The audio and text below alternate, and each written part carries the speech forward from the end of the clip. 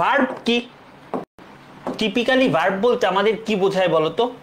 কোনো কাজ সম্পাদন হওয়া বোঝায়, ঠিক আছে? কোন একটা কাজ সম্পাদন হচ্ছে এরকম বোঝায়, অর্থাৎ কোন একটা কাজ হচ্ছে, ভার্ব মানেই কাজ, খাওয়া, পড়া, বলা, হাঁটা, ঘটা, যাই হোক, এক্সপ্রেসেস অ্যান অ্যাকশন, তার মানে যেগুলো আমাদের কোনো অ্যাকশনকে বোঝায়, ঠিক আছে? A word or group of words that expresses an action such as eat, come, এগুলা, ঠিক আছে? এগুলা কি বলতো? এগুলা হচ্ছে আমাদের কি হবে? এগুলা হচ্ছে আমাদের ভার্ব, ঠিক আছে? আর এই ভার্ব আমাদের বাক্য গঠনে লাগবেই, আমাদের বাক্য গঠনে, আমাদের সেন্টেন্স মেকিং এ ভার্ব লাগবেই, ঠিক আছে? ভার্ব ছাড়া আমাদের সেন্টেন্স মেক করা যাবে না, ঠিক আছে? ভার্ব ছাড়া আমাদের সেন্টেন্স মেক করা যাবে না। তো এইটা কি আমাদের বাক্য গঠনের জন্য কি আবশ্যক, বুঝছো? কিন্তু বাকি পার্টস অফ স্পিচ ছাড়া হয়তোবা পসিবল, বাট ভার্ব ছাড়া একদমই পসিবল না। তাহলে ভার্বটা কি আমাদের একদমই লাগবে। তো এই জন্যই কিন্তু ফার্স্টে একটা প্রশ্ন আসছিল, the essential part of a sentence, গুরুত্বপূর্ণ পার্টটা কি? Noun, verb, headwords, feeling. তো আমাদের এইটা কি হবে বলতো?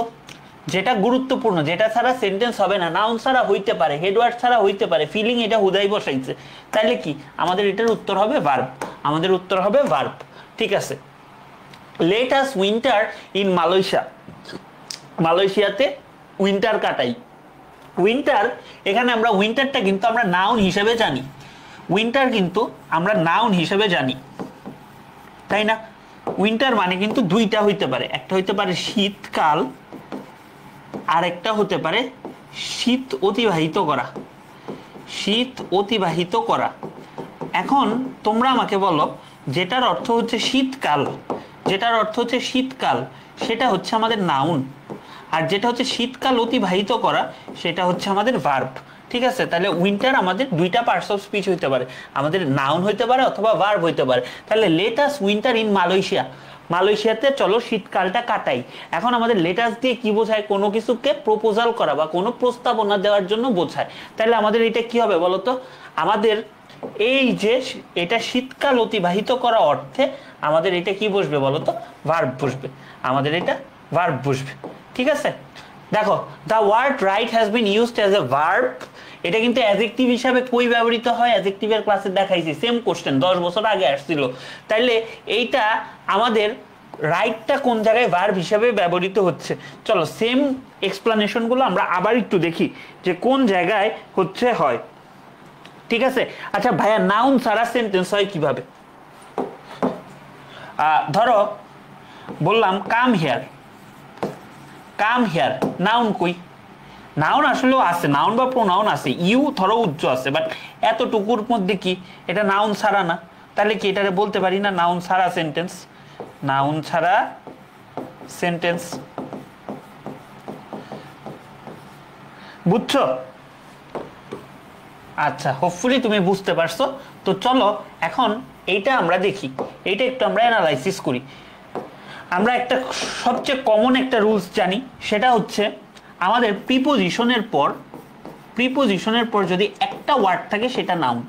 তাইলে প্রিপোজিশনের পর একটা ওয়ার্ড আছে, এটা নাউন, তাহলে এখানে রাইটটা কি আমার? নাউন। আচ্ছা, he is the right man for the job, বুঝলাম। এখানে ম্যানটা কি? ম্যানটা নাউন, নাউনের ঠিক আগে বসছে রাইট, এবং সে সঠিক ব্যক্তি, সে সঠিক ব্যক্তি বোঝাচ্ছে। তাহলে এই রাইটটা কি? এই রাইটটা আমার অ্যাডজেক্টিভ, এই রাইটটা আমার অ্যাডজেক্টিভ, ঠিক আছে? আচ্ছা বুঝলাম। তারপরে সার্ভ হিম রাইট, আসলেও তাকে ঠিকভাবে হচ্ছে সার্ভ করো বা সেবা করো। তাইলে এই রাইটটা আমার কি? এই সার্ভ ভার্বটারে কি করতেছে? মডিফাই করতেছে। তাইলে এই রাইটটার আমি অ্যাডভার্ব বলতে পারি। আচ্ছা, it is such a fault that it will write itself, modal auxiliary verb, তারপর আমাদের তো অবশ্যই ভার্ব বসে, তাহলে এইটা কি? আমাদের ভার্ব। তাহলে আমাদের এইটা কি হবে? এইটা হবে ভার্ব। তোমার কিন্তু অ্যাডমিশনে 9-10 সালে সম্ভবত আসছিল এই প্রশ্নটা, যে 9-10-এ আসছিল যে নিচের কোনটা অ্যাডজেক্টিভ, মানে রাইট শব্দটা কোথায় অ্যাডজেক্টিভ হিসাবে হয়েছে। এবার আসতে পারে কোনটা নাউন হিসাবে হয়েছে, কোনটা অ্যাডভার্ব হিসাবে আসছে। সো আমাদের এরকম অ্যানালাইসিসগুলো, প্রত্যেকটা প্রশ্নের অ্যানালাইসিস জানা খুবই গুরুত্বপূর্ণ, অ্যানালাইসিস জানা খুবই গুরুত্বপূর্ণ।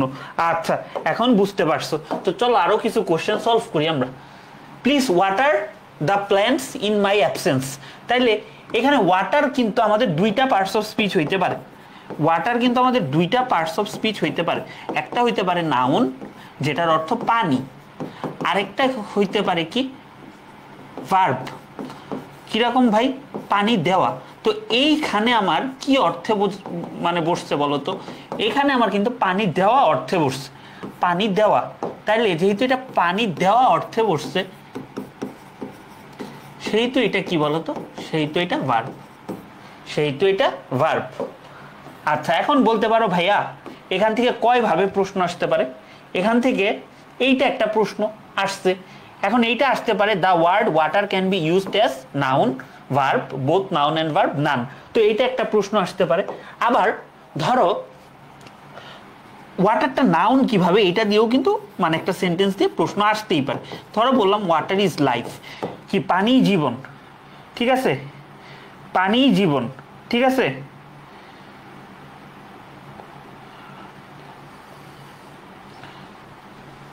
পানি জীবন, তাহলে আমার একজন মেল আইডি যাচ্ছিল, তাহলে পানি জীবন এটা কি সাবজেক্টের জায়গায় বসছে?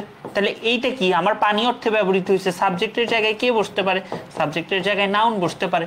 তাহলে এই জায়গায় হচ্ছে এটা ভার্ব, এই জায়গায় হচ্ছে নাউন, আর এটা তোমার কি নাউন এবং ভার্ব বোথ হিসেবে ব্যবহৃত হইতে পারে। এখান থেকে তিনটা প্রশ্ন আসতে পারে। তিনটা প্রশ্ন কি বুঝতে পারছো কি কি আসতে পারে?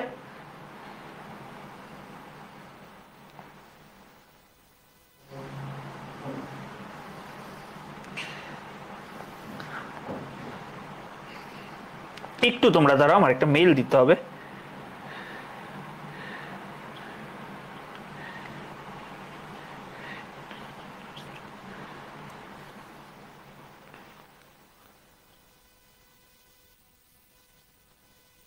ওকে, হয়ে গেছে। তো চলো এরপরে আমাদের কি কোশ্চেন আছে দেখি, এগুলা পারবা। I will water the plants tomorrow, দেখছো ডিএসটি টানা দুইবার আসছে। তো এখানে আমাদের বেশ কিছু হচ্ছে প্রশ্ন আসে। সো এই প্রশ্নগুলা একটু দেখবা, এই প্রশ্নগুলা দেখবা। ধরো ফাইলটা একটু দিয়ে নিই।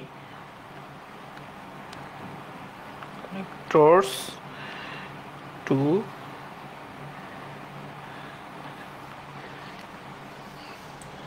আচ্ছা, তো আমরা কিন্তু পড়ে আসছি যে কিছু জিনিস থাকলে আমরা কি চিনি বলতো? সেটা নাউন। যেরকম T I O N, S I O N, hood, do, ment, ness, my, তারপর এইচ, টিউড, সিওয়াইএনওয়াই, এগুলো থাকলে কি নাউন। তাহলে আমাদের ভার্ব কি থাকে? ভার্ব কি থাকলে আমরা ভার্ব কিন্তু আমরা কয়েকটা জিনিস দেখে চিনবো। একটা হচ্ছে এই যে ধরো আমাদের ভার্ব সাফিক্স, ভার্ব সাফিক্স আমাদের কারা কারা আছে বা কারে কারে দেখে আমরা চিনবো এটা ভার্ব।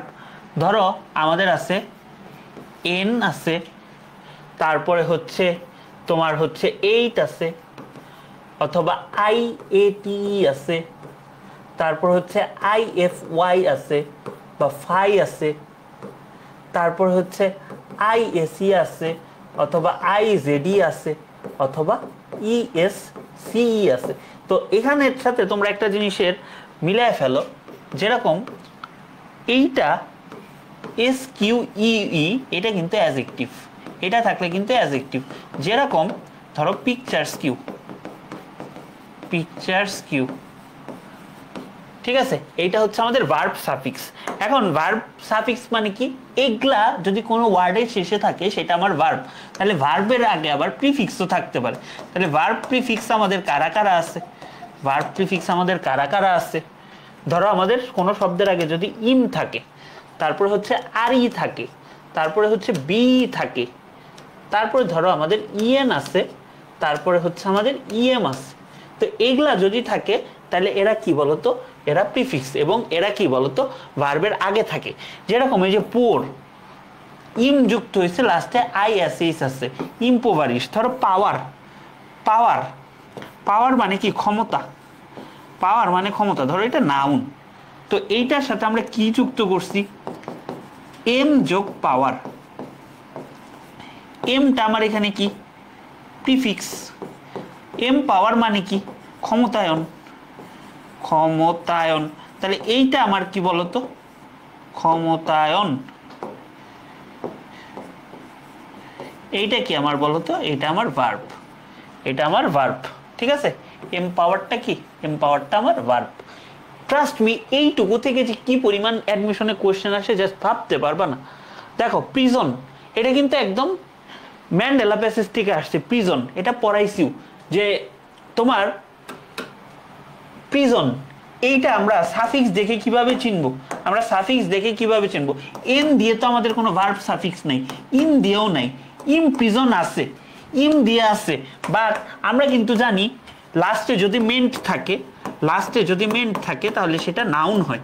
বাট এইটাতে দেখো লাস্টে কিছু নাই কিন্তু আগে ইম আছে, এটা তোমার কি হিসাবে ছিল, সাফিক্স হিসেবে ছিল। কিন্তু আমার প্রিফিক্স হিসেবে যদি ইন থাকে তাহলে সেটা কি হবে বলো তো, সেটা আমার ভার্ব হবে, সেটা আমার ভার্ব হবে, সেটা আমার ভার্ব হবে। বুঝছো, বুঝছো বলো তো, এইটুকু বুঝছি আমরা, বলো এইটুকু বুঝছি কিনা জানাও। তারপরে ধরো এটার কোনটা ভার্ব, ভাই লাস্টে আমাদের ভার্ব সাফিক্স যেগুলা ছিল, এই যে ভার্ব সাফিক্স এর সাথে আমরা মিলাই আসো। সিওয়াই তো ভার্ব সাফিক্স ছিলই না, সিওয়াই তো ছিলই না, এল ওয়াই থাকলে অ্যাডজেক্টিভ অথবা অ্যাডভার্ব হয়, বি এল ই থাকলে কি হয়, অ্যাডজেক্টিভ হয়। আই এফ ওয়াই, তাহলে আই এফ ওয়াই যদি থাকে, আই এফ ওয়াই থাকলে সেটা কিন্তু ভার্ব হয়, সেটা কিন্তু ভার্ব হয়। বুঝছো বলো তো, বুঝছো? তো এখান থেকে কিন্তু বেশ প্রশ্ন আসে, বেশ প্রশ্ন আসে। দেখছো ধরো এই যে নাম্বার, নাম্বারটা কি হবে, এন নিউমারেট, এখানে সাফিক্সও যুক্ত হয়েছে, প্রিফিক্সও যুক্ত হয়েছে। ধরো এই যে এন যুক্ত হয়েছে, ঠিক আছে, এন যুক্ত হয়েছে, তারপর হচ্ছে নাম্বারের কি নিউমার এট, ঠিক আছে, এন নিউমারেট হয়েছে। তো এইগুলা তোমরা একটু পড়বা, এগুলা একটু তোমরা প্র্যাকটিস করবা, এগুলা অনেক আসছে, এগুলা একটু প্র্যাকটিস করলেই পারবা। এবং এগুলা কিন্তু লেটেস্ট প্রশ্ন, এগুলা কিন্তু লেটেস্ট প্রশ্ন। এখন আমরা যেটা করব ভাইয়া সেটা কি বলতো, আমরা যেটা করব, আমরা ভার্বের ক্লাসিফিকেশন পড়বো। ভার্বের ক্লাসিফিকেশন নিয়ে আমরা অহরহ পড়তে পারি, বাট আমাদের যতটুকু দরকার ততটুকুই আমরা দেখব। তো ভার্বকে প্রধানত আমরা দুই ভাগে ভাগ করতে পারি, একটা হচ্ছে ফাইনিট ভার্ব, একটা হচ্ছে নন ফাইনিট ভার্ব। একটা হচ্ছে ফাইনিট ভার্ব, আরেকটা কি ভার্ব ভাইয়া বলো তো, আরেকটা হচ্ছে নন ফাইনিট ভার্ব। যেরকম নন ফাইনিট ভার্বটা আমরা আলাদা মানে পরে পড়ব, বা আমি তোমাদেরকে ক্লাস দিয়ে দিব এটার আমি দরকার হলে তোমাদেরকে ওই যে প্রি অ্যাডমিশন বা লেভেল বুস্টার ক্লাসে এই ক্লাসটা আমি তোমাদের দিয়ে দিব, যে non finite verb. Non finite verb হচ্ছে তিন রকমের, ইনফিনিটিভ, পার্টিসিপল, জেরান্ড। ফার্স্ট পেপারে অনেক সময় করাইছি বা এটা আমি দেখাই। তো নন ফাইনিট ভার্বের আলাদা ক্লাসই পাবা। তো এখন ফাইনিট আর নন ফাইনিট, ফাইনিট মানে হচ্ছে সমাপিকা ক্রিয়া, আর নন ফাইনিট মানে হচ্ছে অসমাপিকা ক্রিয়া।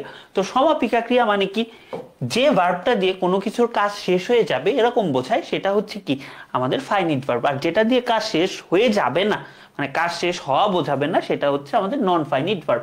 তো ক্লাসিফিকেশন কোনোদিন কোনো ভালো সায়েন্স না, এক এক গ্রামারিয়ান এক এক দৃষ্টিভঙ্গি থেকে সেটা ভাগ করছে, বাট মোটা দাগে এইটাই বইগুলোতে থাকে, আমরা এইটাই জেনে রাখবো। ঠিক আছে, তোমার আসবে যে নিচের কোনটা ফাইনিট ভার্ব, কোনটা ট্রানজিটিভ ভার্ব, কোনটা ফ্যাক্টিটিভ ভার্ব বা লিঙ্কিং ভার্ব, এগুলো আসবে, তোমার এই ক্লাসিফিকেশন আসবে না। তো ফাইনিট ভার্বকে আমরা দুই ভাগে ভাগ করতে পারি, একটা হচ্ছে প্রিন্সিপাল ভার্ব, একটা হচ্ছে অক্সিলিয়ারি ভার্ব। আচ্ছা, তো এই অক্সিলিয়ারি ভার্বরেও আবার তিন ভাগে ভাগ করতে পারি, একটা হচ্ছে প্রাইমারি, একটা হচ্ছে মডাল, একটা হচ্ছে পেরিফ্রাস্টিক। দরকার নেই এগুলা। আর আমাদের প্রিন্সিপাল ভার্বগুলোকে আমরা কি কি ভাগে ভাগ করতে পারি, আমরা প্রধানত তিন ভাগে, ট্রানজিটিভ, ইনট্রানজিটিভ, লিঙ্কিং। এইটা খুবই ইম্পর্টেন্ট, ট্রানজিটিভ, ইনট্রানজিটিভ, লিঙ্কিং। আমরা ফাইনিট ভার্বও পড়বো, নন ফাইনিট ভার্বও পড়বো, সব ভার্বই ইম্পর্টেন্ট। তারপরে ধরো এই যে ট্রানজিটিভ ভার্বগুলোর মধ্যে পজিটিভ ভার্ব আমরা আলাদা করে পড়ি, আর আমাদের ফ্যাক্টিটিভ কগনেট আমরা দেখব, গ্রুপ ভার্বও আমাদের আলাদা করে পড়া লাগে, রিফ্লেক্সিভ ভার্ব তো আছে। এছাড়াও আমাদের এবার মেডিকেলে হচ্ছে একটা ভার্ব আসছিল, সেটা হচ্ছে ইনকোহেটিভ ভার্ব। আমাদের একটা প্রশ্ন আসছিল ইনকোহেটিভ ভার্ব, তো ইনকোহেটিভ ভার্বটাও আমরা হচ্ছে দেখব, ইনকোহেটিভ ভার্বটাও আমরা হচ্ছে দেখব। ঠিক আছে, আচ্ছা এখন ফাইনিট ভার্ব মানে কি ভাইয়া, ফাইনিট ভার্ব মানে কি, ফাইনিট ভার্বের বাংলা কি? ফাইনিট ভার্বের বাংলা হচ্ছে সমাপিকা ক্রিয়া, সমাপিকা ক্রিয়া। সমাপিকা ক্রিয়া মানে কি, কোন একটা কাজ সমাপ্ত হয়ে গেছে বা শেষ হয়ে গেছে, তাহলে যে সকল ভার্ব বাক্যের এক্সপ্রেশন বা ভাব সম্পূর্ণ করতে পারে বাক্যের এক্সপ্রেশন বা ভাব সম্পূর্ণ করতে পারে তাদেরকে ফাইনাইট ভার্ব বা সমাপিকা ক্রিয়া বলে। অন্যভাবে সাবজেক্টের নাম্বার, আচ্ছা এতটুকু আগে বুঝি যে আমার ভাবটা কমপ্লিটলি বুঝাইতে পারবো বা আমার মনের মধ্যে যা আছে সেটা টোটালি প্রকাশ করতে পারবো, সেটা হচ্ছে আমাদের ফাইনাইট ভার্ব। কথা তো বুঝি না বা সেন্টেন্স দেখে বুঝি না, তাইলে আমি কিভাবে বের করব, আমি কি স্পেসিফিক পয়েন্ট দেখে সেটা বের করবো, আসো সেটাই আমরা বের করি। এইটা হচ্ছে ভাই আমাদের চেনার উপায়, এইটা হচ্ছে আমাদের ফাইনাইট ভার্ব চেনার উপায়, এবং এইটা তোমার খুবই একটা ইফেক্টিভ চেনার উপায়, ঠিক আছে। আচ্ছা, যেরকম সাবজেক্টের নাম্বার এবং পার্সন, সাবজেক্টের যে নাম্বার থাকে এবং পার্সন থাকে এবং সেন্টেন্সের যে টেন্স থাকে, সেইটা ভেদে যে ভার্বটার চেঞ্জ হয়, সেইটা ভেদে ভার্বটার যে চেঞ্জ হয় সেগুলাই হচ্ছে ফাইনাইট ভার্ব। মানে যে ভার্বের তোমার নাম্বার এবং পার্সন অনুসারে চেঞ্জ হয়, আবার তোমার সেন্টেন্সের টেন্স অনুসারেও চেঞ্জ হইতে পারে, ঠিক আছে। তারা কি বলতো, তারা আমার ফাইনাইট ভার্ব। যেরকম ধরো আমরা বলতে পারি যে এই উদাহরণগুলা থেকে গো, গো একটা ফাইনাইট ভার্ব। ভাই গো কিভাবে ফাইনাইট ভার্ব বলতো, গো কিভাবে ফাইনাইট ভার্ব? ভাই গো কিন্তু চেঞ্জ হয়। ধরো হিটা কি থার্ড পারসন সিঙ্গুলার নাম্বার, এখানে গোটা কি হয়ে গেছে ভাই, গোটা গোজ হয়ে গেছে। হি ওয়েন্ট টু স্কুল, এটা আমার কি অনুসারে চেঞ্জ হয়েছে, এটা আমার টেন্স অনুসারে চেঞ্জ হয়েছে। দে গো টু স্কুল, গোটা গোই আছে, বাট এটা কি পার্সনের জন্যই তো গোটা গো আছে। তার মানে গোটা আমাদের সাবজেক্টের নাম্বার, পার্সন এবং সেন্টেন্সের টেন্স ভেদে চেঞ্জ হয়। তো এরকম যখন চেঞ্জ হয় সেটাই কি আমাদের ফাইনাইট ভার্ব, সেটাই হচ্ছে আমাদের ফাইনাইট ভার্ব। এখন তুমি বলবা ভাইয়া ফাইনাইট ভার্ব তো বুঝলাম, ফাইনাইট ভার্ব আমি কিভাবে সহজে বুঝবো, বা আপনি আরো শর্টকাটে বলেন, আরো শর্টকাট বলেন বা ইফেক্টিভ ওয়ে বলেন। তো আমরা এই জিনিসটা মনে রাখবো, এই জিনিসটা আমরা একদম মাথায় রাখতেই হবে ফাইনাইট ভার্ব সহজে চেনার জন্য। তো এখন আমাদের ফাইনাইট ভার্ব কি কি, কোন কোন ভার্বগুলো ফাইনাইট ভার্ব? আমাদের ফাইনাইট ভার্ব হইতে পারে বি ভার্বগুলো যেগুলো আছে। বি ভার্ব হিসেবে কারা আছে? এম, ইজ, আর আছে, ওয়াজ, ওয়ার আছে। আমাদের যে হ্যাভ ভার্বগুলো আছে, হ্যাভ ভার্ব কারা কারা আছে? হ্যাভ ভার্ব কারা কারা আছে? হ্যাভ, হ্যাজ, হ্যাড তারা আছে। ডু ভার্ব হিসেবে কারা কারা আছে? ডু, ডাজ, ডিড যারা আছে তারা তারা আছে। তো এই ভার্বগুলো আমাদের ফাইনাইট ভার্ব হিসেবে কাজ করতে পারে। আবার আমাদের ফাইনাইট ভার্ব হিসেবে আরো কাজ করতে পারে ভার্বের বেস ফর্ম, ঠিক আছে। আর তোমার কি ভার্বের বেস ফর্ম যেটা সেটা, আর তারপরে ভার্বের আর যে দুইটা ফর্ম আছে, ভার্বের তোমার পাস্ট পার্টিসিপল ফর্ম, ঠিক আছে, আর হচ্ছে পাস্ট ফর্ম, এগুলাও করতে পারে। এখন বি হিসাবে এম, ইজ, আর আছে, ডু ভার্ব হিসাবে ডু, ডাজ, ডিড আছে, হ্যাভ হিসাবে এগুলা আছে। তো এখন ডুটা কিভাবে বা এগুলা কিভাবে জাস্ট একটা প্রমাণ দেখি।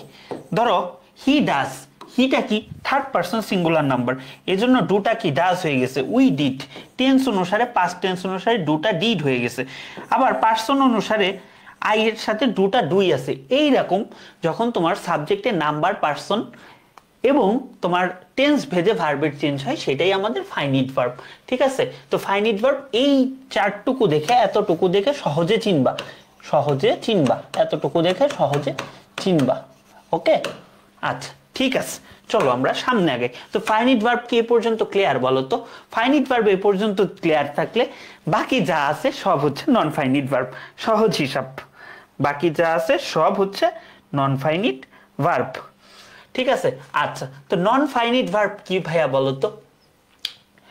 অসমাপিকা ক্রিয়া। এইটা আমরা ডিটেলসে আরেকটা ক্লাসে পড়বো, যে আমাদের নন ফাইনাইট ভার্বের তোমার ইগুলা আসে, মানে ক্লাসিফিকেশন যেগুলা, বা কোনটা নন ফাইনাইট ভার্ব কোনটা কি, ঠিক আছে, ওই জিনিসগুলা আসে, ওই জিনিসগুলা আসে। সো ওই জিনিসটা আমরা একটু খেয়াল করব, হ্যাঁ। আচ্ছা, এটা কি সমাপিকা না অসমাপিকা? এটা কিন্তু অসমাপিকা। দেখলাম তোমরা কারা কি বলতে পারো, কেউই বললা না, টানা ক্লাস নিচ্ছি তো কেউই বললা না।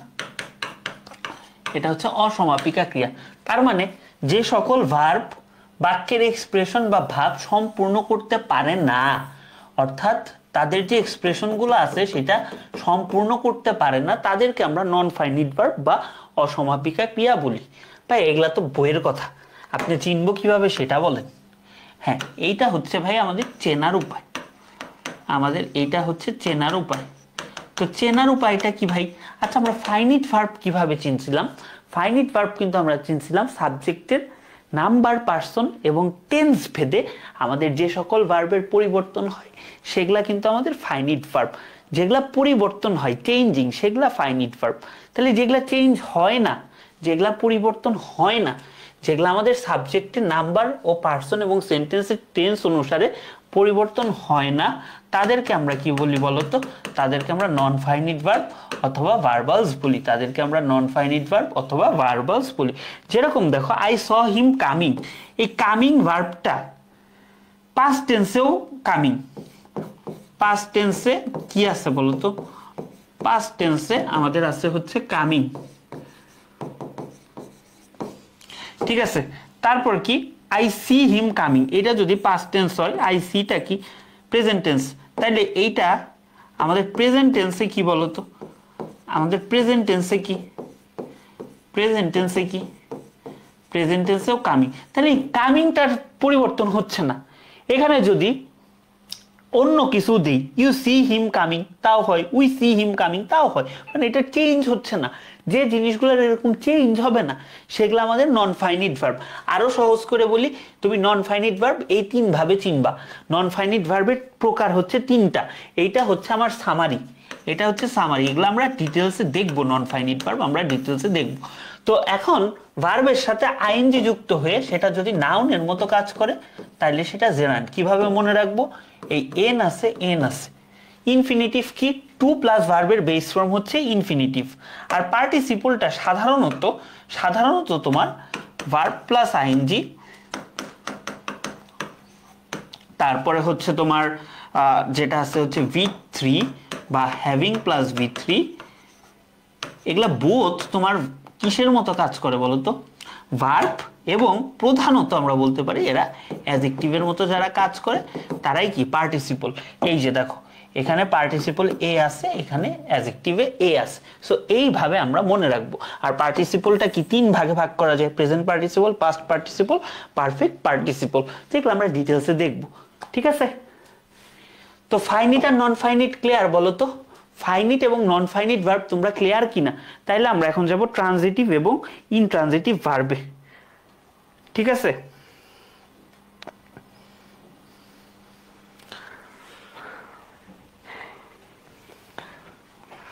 আমি ক্লাসেই পিছনে, সমস্যা নাই।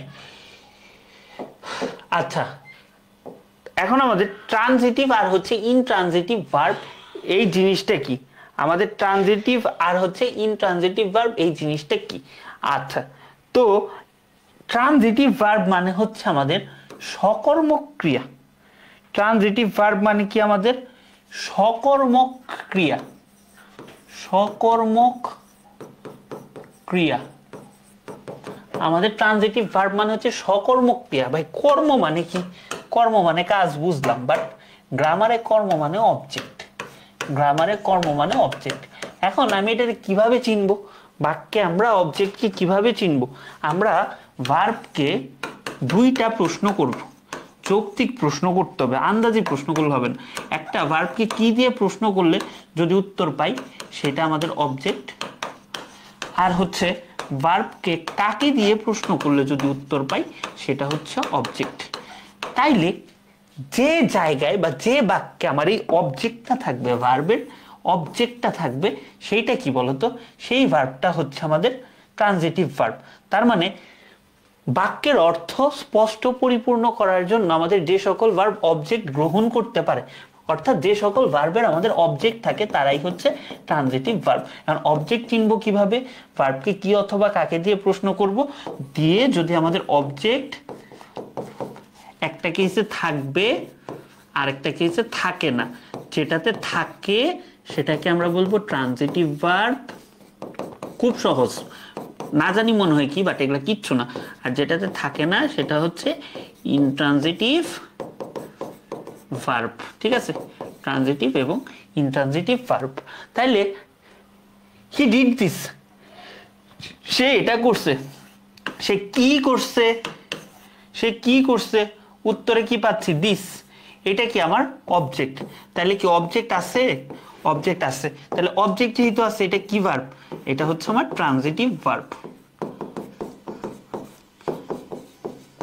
আচ্ছা, তারপরে he will give me a pen, এখানে গিভের নিচে দাগ দেওয়া থাকবে, বলবে এটা কি পেন, মানে এটা কি ভার্ব, সে আমাকে কি দিছে, কি দিছে, সে আমারে কি দিছে, বিনিময়ে কি পাবো, সে আমার একটা কলম দিছে, এইটা কি ভাই আমার অবজেক্ট, এটা হচ্ছে আমার অবজেক্ট। তাহলে এইটা যদি ভাই আমার অবজেক্ট হয়, তাহলে আমার যেহেতু অবজেক্ট আছে, এই যে গিভ ভার্বটার আমরা বলবো হচ্ছে ট্রানজিটিভ ভার্ব, ট্রানজিটিভ ভার্ব, আমরা বলবো ট্রানজিটিভ ভার্ব। ভাই আমি ক্লাসে আছি, ক্লাস শেষে আপনাকে 12টার দিকে কল দিচ্ছি ভাই। আচ্ছা, তো এখন তাহলে যে সকল ভার্বে আমার কি থাকে, অবজেক্ট থাকে বা অবজেক্ট লাগে, সেটা কি ট্রানজিটিভ ভার্ব, ঠিক আছে। আর যে সকল ভার্বের আমার অবজেক্ট থাকে না বা লাগে না, সেগুলো হচ্ছে আমার ইনট্রানজিটিভ ভার্ব বা অসমাপিকা ক্রিয়া, অসমাপিকা। আরে এক কথা ভাই, বাংলা বলবো না ভাই, বাংলা বলবো না, বাংলাতে ভুল করি, যাও, অকর্মক, অকর্মক, অকর্মক ক্রিয়া, অকর্মক ক্রিয়া, ঠিক আছে। ইনট্রানজিটিভ, আজকে টানা এটা 3 নাম্বার ক্লাস চলতেছে, বুঝছো তো, এইটা কি আমাদের অকর্মক ক্রিয়া। আচ্ছা বুঝলাম, অকর্মক ক্রিয়া মানে কি, সেখানে আমার কোনো কর্ম থাকবে না, কর্ম মানে কি অবজেক্ট থাকবে না, তার মানে অবজেক্ট ছাড়াই যে মানে সেন্টেন্সের অর্থ হয়ে যায়। সোজা কথা, যে ভার্বের অবজেক্ট থাকে না, এত কিছু বুঝতেই হবে না, যে ভার্বের অবজেক্ট থাকে না সেইটাই কি, সেইটাই আমার ইনট্রানজিটিভ ভার্ব। ধরো আমি কি বা কাকে দিয়ে প্রশ্ন করলাম, আমি উত্তরে পাইলাম না, উত্তরে কোনো যৌক্তিক উত্তর পাইলাম না, তাহলে এইটাও আমার হবে ইনট্রানজিটিভ ভার্ব। তারপরে এইটাও হবে আমার ইনট্রানজিটিভ ভার্ব। অবশ্যই যৌক্তিক প্রশ্ন করতে হবে, আন্দাজি প্রশ্ন করলে হবে না, আন্দাজি প্রশ্ন করলে হবে না। যেরকম হি কামস হিয়ার, সে কি আসে, সে কি আসে, হয় না, সে কাকে আসে, হয় না। তাইলে এখানে আমার কোনো অবজেক্ট নাই, তাহলে অবজেক্ট যেহেতু নাই, এটা আমার কি হবে, এটা আমার হবে ইনট্রানজিটিভ ভার্ব, এটা আমার হবে ইনট্রানজিটিভ ভার্ব। তারপর father arrived home last night, কি অথবা কাকে, উল্টা পাল্টা প্রশ্ন করলে হবে না। বাবা কি আসছে, আসে নাই, বাবা কাকে আসছে, উত্তর হয় না, তাহলে এটা আমার কি হবে, এটা আমার হবে ইনট্রানজিটিভ ভার্ব। খুব সহজ জিনিস, বাট বই পড়লে কেন জানি আমরা এটা বুঝতে চাই না। বাট এই যে দেখছো, অল্প কিছু কথা বলতেছি, অল্প কিছু কথাতেই এটা তোমরা গ্র্যাব করতে পারতেছো, ঠিক আছে, অল্প কিছু কথাতেই তোমরা হচ্ছে গ্র্যাব করতে পারতেছো, ঠিক আছে। স্যার এতদিন বুঝতাম না, অনেক হার্ড মনে হইতো, হ্যাঁ হার্ড না, ব্যাপারগুলো পড়লেই সহজ লাগে। বলো মেডিকেলে এটা আসছে, ফাদার লাভস মি, এনে লাভস কি, এটা লাভস কি বলো, ট্রানজিটিভ, ইনট্রানজিটিভ, সিম্পল অক্সিলারি, এইটা পারলে বুঝবো, বুঝছো বলো, মেডিকেলের প্রশ্ন এটা। ফাদার লাভস মি, বাবা কি ভালোবাসে, উত্তর পাচ্ছি না, বাবা কাকে ভালোবাসে, আমাকে, তাহলে এটা কি, এটা হচ্ছে আমার অবজেক্ট আছে। তাহলে যে ভার্বের অবজেক্ট থাকে সেই ভার্বটার আমরা কি বলি বলো তো, সেই ভার্বটার আমরা কি বলি, ট্রানজিটিভ ভার্ব। ট্রাস্ট মি, মেডিকেলে যায় এটা অনেক পোলাপান পারে না, আমি জানি অনেক পোলাপান যারা এটা পড়ে নাই তারা পারে নাই, সেকেন্ড টাইমার যারা আছে তারা বইলো এটা অনেকেই পারো নাই, বা ভার্ব কোচিং গুলোতে ভার্ব পড়াই না, হ্যাঁ ভার্ব আবার পড়তে হয়, এমনিই পারো, বাট পড়তে হবে, সব পড়তে হবে। What type of the verb is I play football, ঠিক আছে, আই প্লে ফুটবল, প্লেটা কি বলতো, আমি কি খেলি, আমি কি খেলি, আমি কি খেলি, ফুটবল, কাকে খেলি তো দরকারই নেই, তাহলে এটা আছে, এটা যেহেতু অবজেক্ট আছে সেহেতু এটা কি ট্রানজিটিভ ভার্ব। এগুলা পারবা, বাকিগুলা নিজেরা সলভ, বাকিগুলা নিজেরা সলভ করবা, ঠিক আছে, বাকিগুলা নিজেরা সলভ করবা। এখন আসো আমরা হচ্ছে লিঙ্কিং ভার্ব করি। এখন আমরা যেটা করব সেটা হচ্ছে লিঙ্কিং ভার্ব, ঠিক আছে। তো লিঙ্কিং ভার্ব মানে কি, লিঙ্কিং মানে কি বলতো, লিঙ্কিং মানে হচ্ছে জোড়া লাগায় দাও, লিঙ্ক করে দাও, লিঙ্ক করে দেয়। এখন লিঙ্ক কার কার কার সাথে লিঙ্ক করে দেয় বলতো, লিঙ্কিং ভার্ব কার কার সাথে লিঙ্ক করে দেয়? একটা হচ্ছে সাবজেক্টের সাথে লিঙ্ক করে দেয়, একটা হচ্ছে অবজেক্টের সাথে লিঙ্ক করে দেয়। এখন লিঙ্ক আপটা এরকম করে যে তারা মনে হয় একই জিনিস বোঝায়, তাদের মধ্যে অভিন্নতা, মানে সাবজেক্টও যা বোঝাচ্ছে মানে অবজেক্টও তাই বোঝাচ্ছে। এটা কি অভেদ চিহ্ন না? মানে তারা সেম জিনিস বোঝাচ্ছে, সাবজেক্টও যা বোঝাচ্ছে অবজেক্টও তাই বোঝাচ্ছে। তো ম্যাথমেটিক্সের ভাষায় কি এটা অভেদ চিহ্ন? তো সাবজেক্টও যা বোঝাবে অবজেক্টও যদি তাই বোঝায়, অর্থাৎ আমার অভিন্ন ব্যক্তি, বস্তু বা বিষয় এগুলা যদি বোঝায়, তাহলে সেটা কি আমার লিঙ্কিং ভার্ব। সহজ করে বলি, আসো জাস্ট এতটুকু মাথায় রাখো, সাবজেক্ট আর অবজেক্ট এটা কি বোঝাবে বলো তো? আমার অভিন্নতা বোঝাবে, অভিন্নতা বোঝাবে। আচ্ছা, তাহলে হি ওয়েন্ট ম্যাড, হিটা কি সাবজেক্ট, ম্যাডটা কি অবজেক্ট। তাহলে হি, সে যে পাগল হচ্ছে, পাগল যে সেও, মানে সেও তাই। তাহলে এইটা আমার কি হচ্ছে? এটা হচ্ছে আমার লিঙ্কিং ভার্ব। এইভাবে হচ্ছে চেনার উপায়, লিঙ্কিং ভার্ব। তারপর হি রিমেইনস সাইলেন্ট,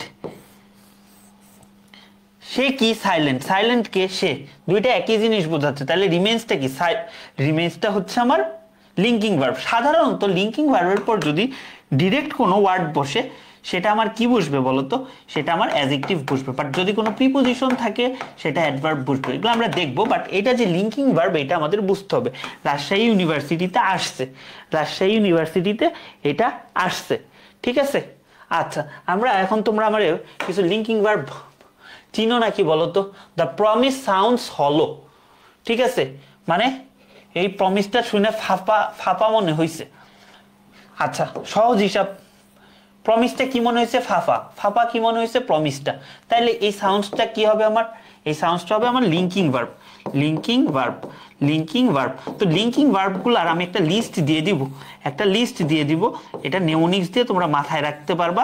এবং এরা যদি অভিন্নতা বোঝায় সাবজেক্ট এবং অবজেক্টের মধ্যে, তাহলেই কি সেটা হচ্ছে লিঙ্কিং ভার্ব। আমি নেমোনিক্স বলবো, বাট এখন নর্মাল ভাবে চিন্তা করো। ধরো তোমার নেমোনিক্স মনে নাই, তখন কি করবা? দ্য গার্লস লুকস হ্যাপি, মেয়েটা কি খুশি, খুশি কে? মেয়েটা। তাহলে এই লুকসটা কি হবে? এই লুকসটা তোমার হবে লিঙ্কিং ভার্ব, লিঙ্কিং ভার্ব। এখন যখন তোমাদের নেমোনিক্সটা বলবো তোমরা হাসবে যে ভাইয়া এগুলা কেন বলছেন, নেমোনিক্সটা বলে দেন। না, নেমোনিক্সটা পরে বলবো। তো এইভাবে তোমরা সলভ করার চেষ্টা করবা। তো এখন ভাইয়া এইভাবেও বুঝি না, এইভাবে বুঝি না, ল্যাঙ্গুয়েজ তো অন্য অর্থ দিলে বা কি দিলে ভাই কিচ্ছু দিবে না। তুমি জাস্ট এই নেমোনিক্সটা মাথায় রাখবা, এইটা জাস্ট মনে রাখবা। মনে রাখার উপায়ও বলে দিছি, মনে রাখার উপায় বলে দিছে, মনে রাখবে।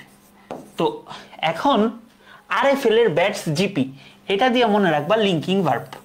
আরে কি রিমেইন রান, এফ এ কি ফিল, এলতে কি লুক, মাত্র পড়ে আসলাম, মাত্র পড়ে আসলাম লুক। তারপরে হচ্ছে বিতে কি বি বিকাম, বি ভার্ব কি কি আছে? এম আছে, ইজ আছে, আর আছে, ওয়াজ আছে, ওয়ার আছে, ঠিক আছে। আচ্ছা, তারপরে এতে কি? এতে হচ্ছে অ্যাপেয়ার। টিতে কি টেস্ট টার্ন, এসতে কি স্টে সিম সাউন্ড, মাত্র পড়ে আসলাম স্মেল, ঠিক আছে। এখানে আরেকটা জিনিস মনে রাখবা, এটা এগুলা থাকলেই কিন্তু হবে না, একটা জিনিস মাথায় রাখবা, এগুলো যদি সাবজেক্ট এবং অবজেক্টের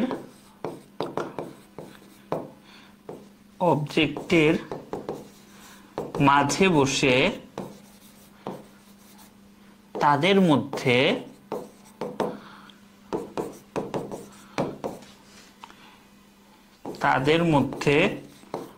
অভিন্নতা বোঝায়,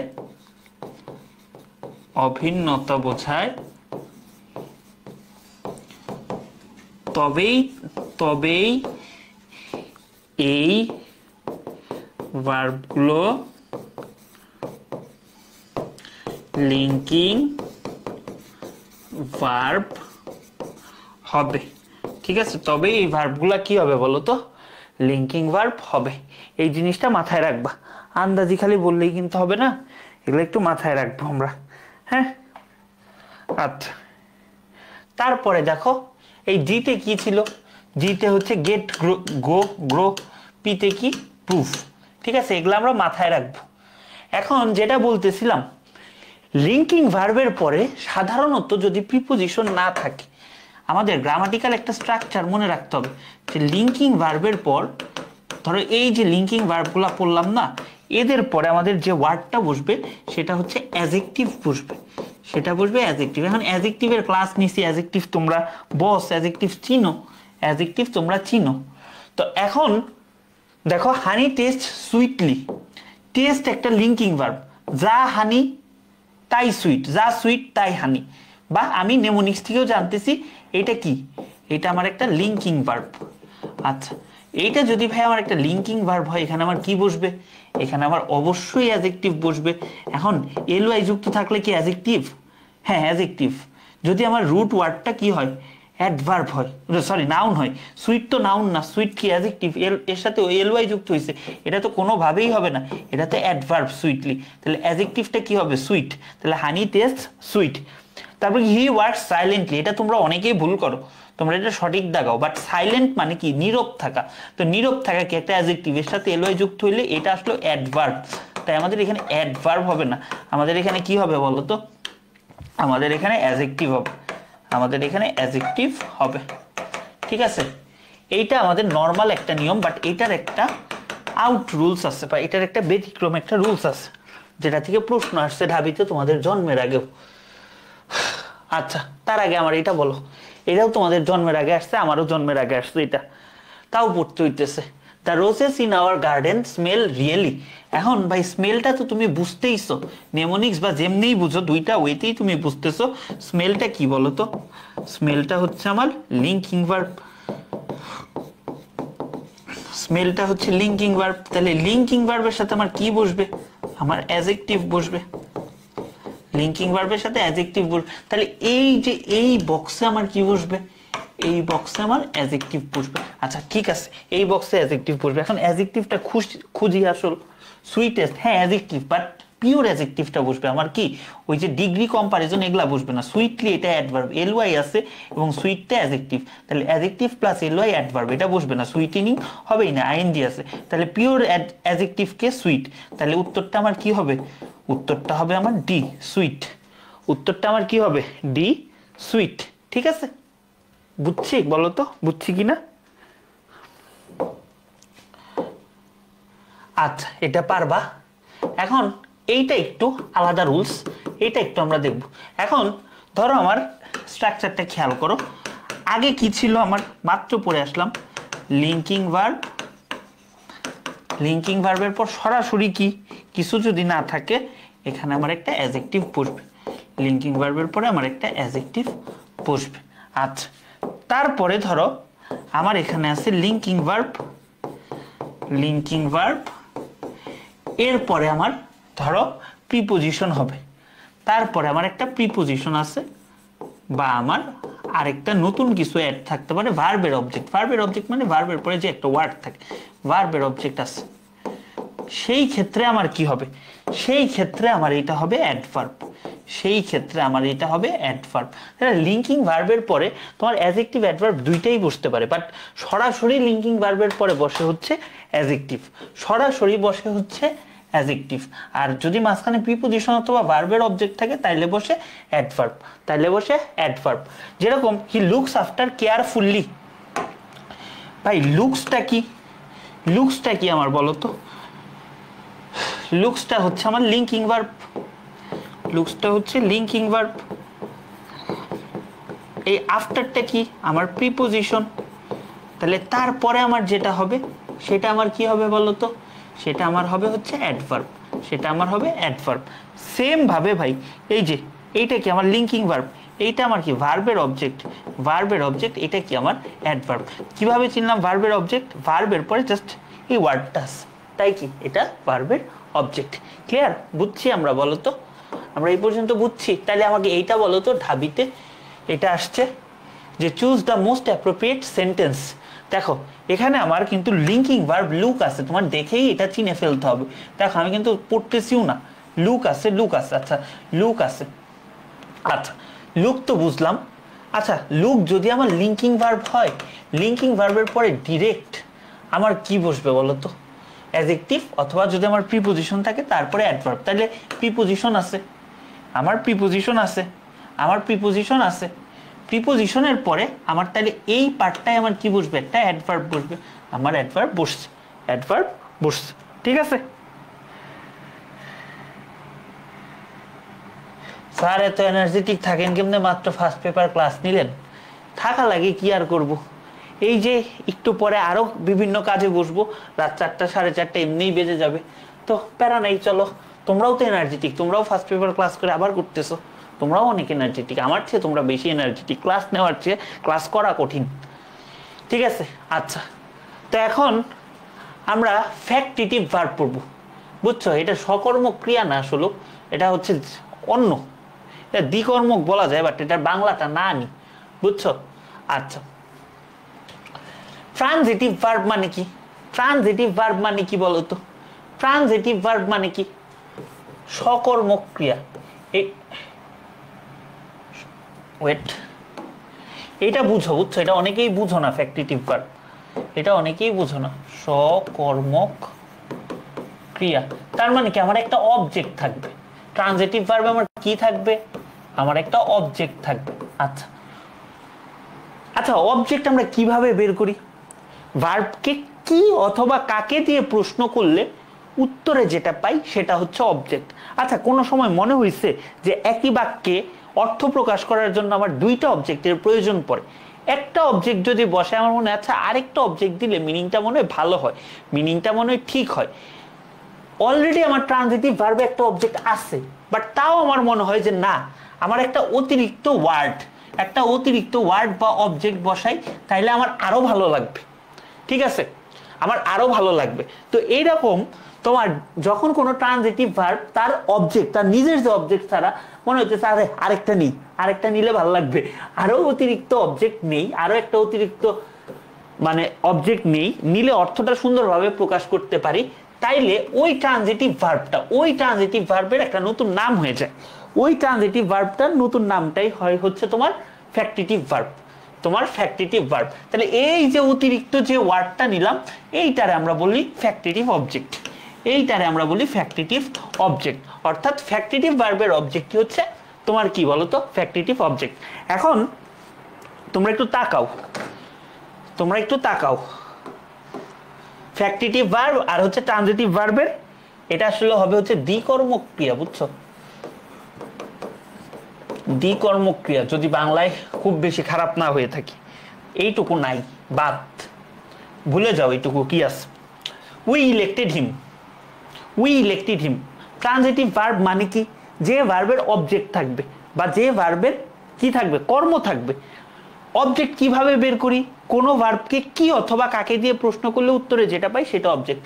আচ্ছা, ইলেক্টেড, আমরা তাকে নির্বাচিত করছি। কি নির্বাচিত করছি? উত্তর আসতেছে না। কাকে নির্বাচিত করছি? উত্তর আসতেছে। তার মানে এর কি অবজেক্ট আছে? তাহলে এটারে আমি কি বলবো? এটাকে আমি বলবো ট্রানজিটিভ ভার্ব। খেয়াল করো, আমার সেন্টেন্স কিন্তু এইটুকু নাই। তাহলে উই ইলেক্টেড হিম, আমরা তাকে কি নির্বাচিত করছি? উত্তর পাই না। আমরা কাকে নির্বাচিত করছি? হিম। এইটা আমাদের অবজেক্ট। তাহলে এইটা হচ্ছে আমাদের ট্রানজিটিভ ভার্ব। আচ্ছা, আমরা তাকে নির্বাচিত করছি। এখন তোমার মনে আসছে না, আচ্ছা আমরা তাকে নির্বাচিত করছি, কাকের অংশ শেষ, আমরা তাকে কি নির্বাচিত করছি? এইটা যদি আমরা না বলি, তাকে আমরা কি নির্বাচিত করছি, তাহলে অর্থটা কেমন লাগে না? তাহলে তোমার বললাম, এই তোমাকে আমরা নির্বাচিত করছি, কি করছি? ওই যে কি অংশটা, কি দিয়ে যদি আমরা প্রশ্ন করি, তাইলে ধর আমরা এখন কিটা নিয়ে আসলাম, তার আমরা কি হিসাবে নির্বাচিত করছি? সিআর হিসাবে নির্বাচিত করছি। তাইলে এই যে এটা আমার কিসের উত্তর বলতো? এটা কিন্তু আমার কি এর উত্তর। তাইলে আমার এখানে তুমি খেয়াল করো ভাইয়া, এখানে কিও আছে, কাকেও আছে। তাহলে কি আমার দুইটা অবজেক্ট রইল না? তাহলে এই যে আমি নতুন একটা অবজেক্ট আনলাম এবং আমার এই একটা অবজেক্ট দিয়ে ট্রানজিটিভ ভার্বের হইল না, আমি আরো একটা অবজেক্ট আনলাম, ঠিক আছে, এই জন্যই দুইটা অবজেক্ট আনার কারণে এই ভার্বটার নাম আর ট্রানজিটিভ ভার্ব থাকে না, এই ভার্বটা নতুন একটা এক্সট্রা নাম পায় যেটাকে আমরা বলি ফ্যাক্টিটিভ ভার্ব। Factitive verb. তাহলে ফ্যাক্টিটিভ ভার্বে দুইটা অবজেক্ট থাকে, এই যে একটা, এই যে একটা। এই যে নতুন যেটা আনলাম, নতুন যে অবজেক্টটা আমদানি করলাম, নতুন যে অবজেক্ট আনলাম সেটা কি ভাই? সেটা হচ্ছে আমার ফ্যাক্টিটিভ অবজেক্ট। সেটা হচ্ছে আমার ফ্যাক্টিটিভ অবজেক্ট। ঠিক আছে, সেটা আমার ফ্যাক্টিটিভ অবজেক্ট। ক্লিয়ার? এই জিনিস এত সহজে বুঝবা না কোনো জায়গায়, আমি শিওর এটা অনেকেরই ভুল ধারণা থাকে। তাইলে we nominated him her president. Nominate, ধরো অতটুকু নাই, আমরা কি নির্বাচিত করছি? উত্তর নাই, আমরা কাকে নির্বাচিত করছি? হার। তাহলে এটা আমার কি হবে? ট্রানজিটিভ। ট্রানজিটিভ। ধরো এইটুকু আবার আনছি, তারে কি নির্বাচিত করছি? এটা কি? কাকেরও উত্তর পাইলাম, কিরও উত্তর পাইলাম, কিরও উত্তর পাইলাম। তাইলে এইটা তখন আমার কি আর ট্রানজিটিভ থাকবে না, এটা আমার হয়ে যাবে ফ্যাক্টিটিভ ভার্ব, আর ওইটা হয়ে যাবে ফ্যাক্টিটিভ অবজেক্ট, ওইটা হয়ে যাবে আমার ফ্যাক্টিটিভ অবজেক্ট।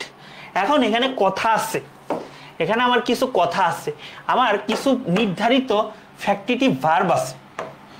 ঠিক আছে, গুরুত্বপূর্ণ গুরুত্বপূর্ণ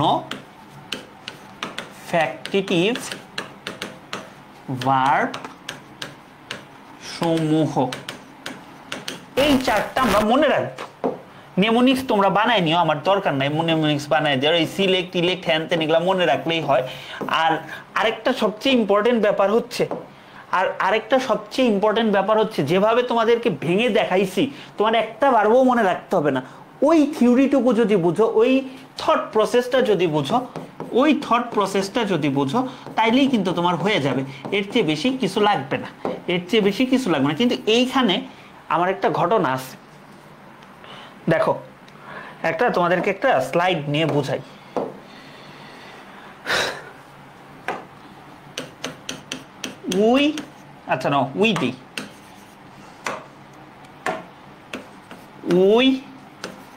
এইটা বুঝলে তোমার আর বোঝার কিছু বাকি থাকবে না।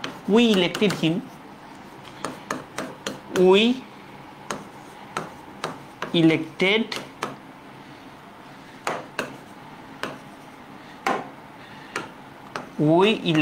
হিম, সিআর। সিআর মানে ক্লাস রিপ্রেজেন্টেটিভ, ক্লাস ক্যাপ্টেন। বলো এইটা কি ভার্ব, এইটা কি ভার্ব?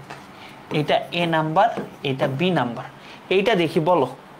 এইটা বললে তোমার আর কিছুই বোঝার বাকি থাকবে না। এইটা কি ভার্ব, এইটা কি ভার্ব? তোমরা আমার কমেন্টে উত্তর দাও, এ আর বি এর উত্তর দাও। উই ইলেক্টেড হিম আর উই ইলেক্টেড হিম সিআর, এই দুইটার মধ্যে পার্থক্য কি? আচ্ছা দেখো, আমরা কি নির্বাচিত করছি? কি দিয়ে প্রশ্ন করি? উত্তর পাই না। আমরা কাকে নির্বাচিত করছি? উত্তর পাই। তাহলে যে ভার্বের অবজেক্ট আছে, এটা কি? আমার অবজেক্ট। তাহলে যে ভার্বের অবজেক্ট আছে সেটা আমার কি ভার্ব? Transitive verb. আচ্ছা, আমরা তাকে ইলেক্ট করছি। কি ইলেক্ট করছি? বারবার কিন্তু কি শব্দটা আসতেছে। কাকে করছি? তাকে করছি। কি ইলেক্ট করছি? আমরা তাকে কাকে কি ইলেক্ট করছি? তাকে আমরা সিআর ইলেক্ট করছি। আমরা কাকে করছি? তাকে করছি। তাইলে এইটা হচ্ছে আমার কি কাকে দুইটাও আসলো। তাহলে আমার এক্সট্রা কোন অংশটুকু আসলো? এক্সট্রা এই অংশটুকু আসলো। এই যে এক্সট্রা অংশটুকু আসলো, এইটারে আমরা বলি ফ্যাক্টিটিভ অবজেক্ট। তাইলে ভাই এজন্য একটা কথা বলা হয় যে ফ্যাক্টিটিভ অবজেক্ট না থাকলে, আচ্ছা এটা ফ্যাক্টিটিভ অবজেক্ট, তাহলে এটা কি হবে? এটা আমার ফ্যাক্টিটিভ ভার্ব। তাহলে আমরা কিন্তু এজন্য একটা কথা বলা হয়, কি বলা হয় বলতো? এইটা আছে, এই লিস্টটা যে আছে, তাহলে ফ্যাক্টিটিভ অবজেক্টটা যদি না থাকে তাহলে কি সেটা ফ্যাক্টিটিভ ভার্ব হয় না।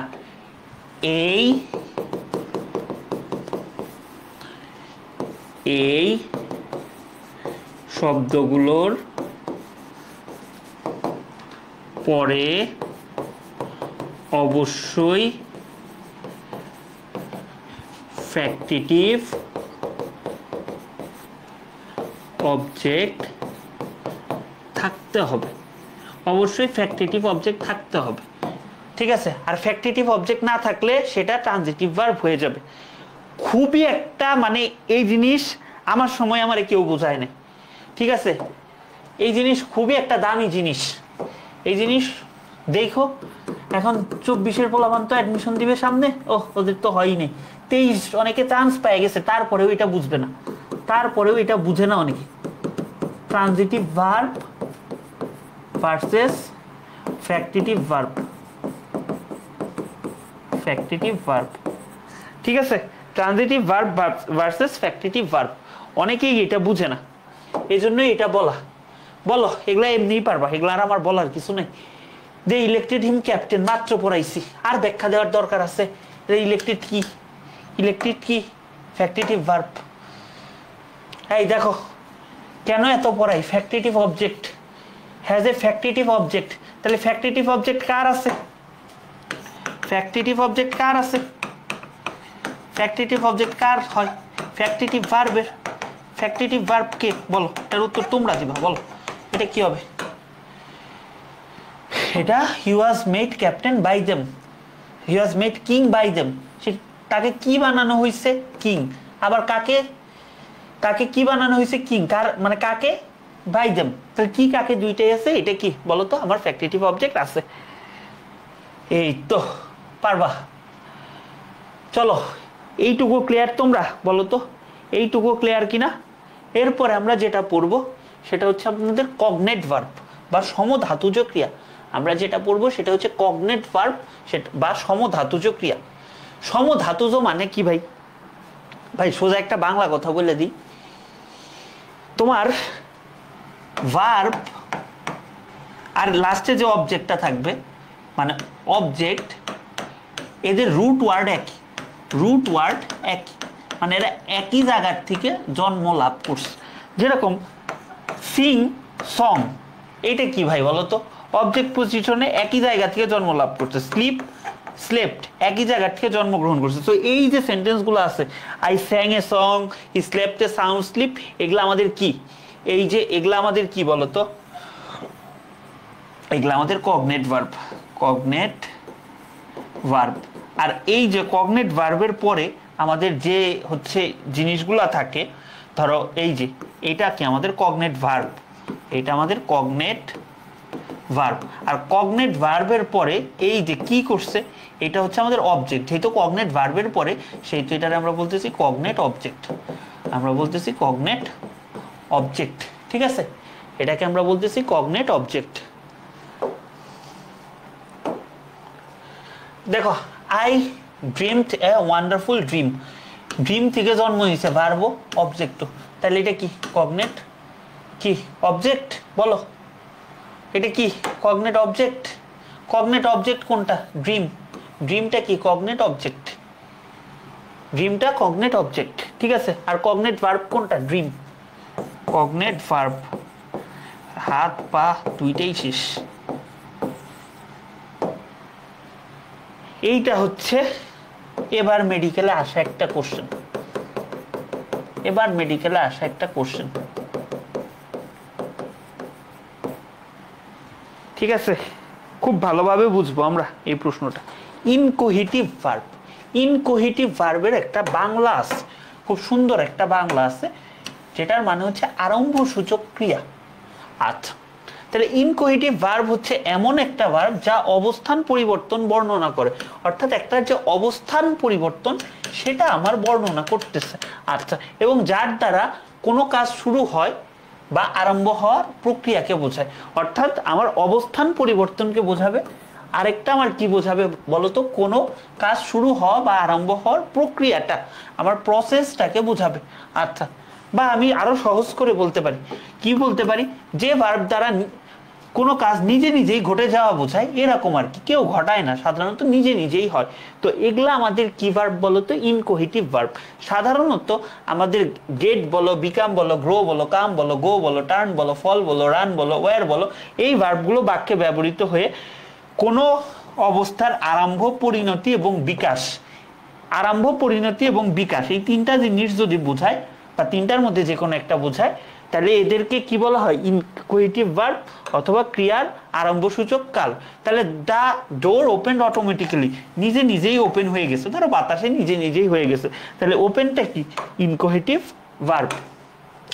তারপর দ্য ব্রিজ ব্রোক ইয়েস্টারডে, ধরো ঝড়ে বা এমনি বেশি হাঁটাচলা করতে করতে গ্রামের যে ব্রিজগুলো ভেঙে গেছে, তাহলে এইটা আমাদের কি হবে? এইটা কিন্তু আমাদের হবে ইনকোহেটিভ ভার্ব।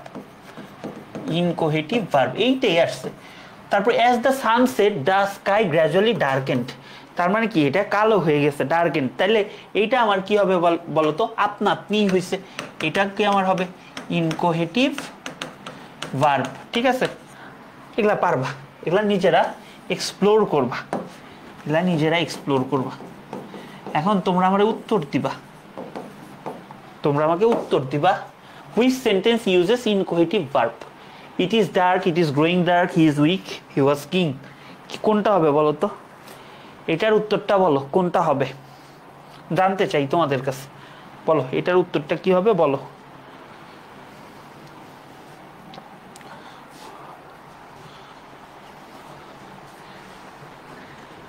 এটার উত্তর কি হবে?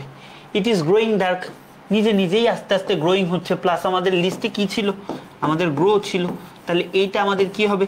ইনকোহেটিভ ভার্ব। এখন এটারও অনেক উত্তর দিবা, ভাই তিনটা দেখতে একই রকম লাগে, এটা একটু আলাদা লাগে, এটা দাগায় আসছি। হ্যাঁ, কমন সেন্স ভালো, বাট জেনে কমন সেন্স অ্যাপ্লাই করাটা বেটার। ঠিক আছে, বুঝছি আমরা? বলো তো আমরা বুঝছি কিনা? এরপরে আমাদের আজকের দিনের last verb, marginal verb. Marginal verb, আরো অনেক ভার্ব আছে ভাই, অনেক ভার্ব আছে। মেইন অ্যাডমিশন ক্লাসে এসে বহুত ভার্বের ক্লাসে 3 ঘন্টা পড়াইছি, বাট আপাতত যতটুকু দরকার অতটুকুই পড়ো, কলম আজকে শেষ হয়ে যাবে যা বুঝতেছি। মার্জিনাল ভার্ব, যে ভার্বের মধ্যে প্রিন্সিপাল ভার্ব এবং অক্সিলারি ভার্ব উভয় প্রকার ভার্বের বৈশিষ্ট্যই বিদ্যমান থাকে। অর্থাৎ মার্জিনাল ভার্ব একই সাথে তোমার দুইটা ভার্ব হিসেবেই কাজ করতে পারে। মার্জিনাল ভার্ব কি হিসেবেও কাজ করতে পারে?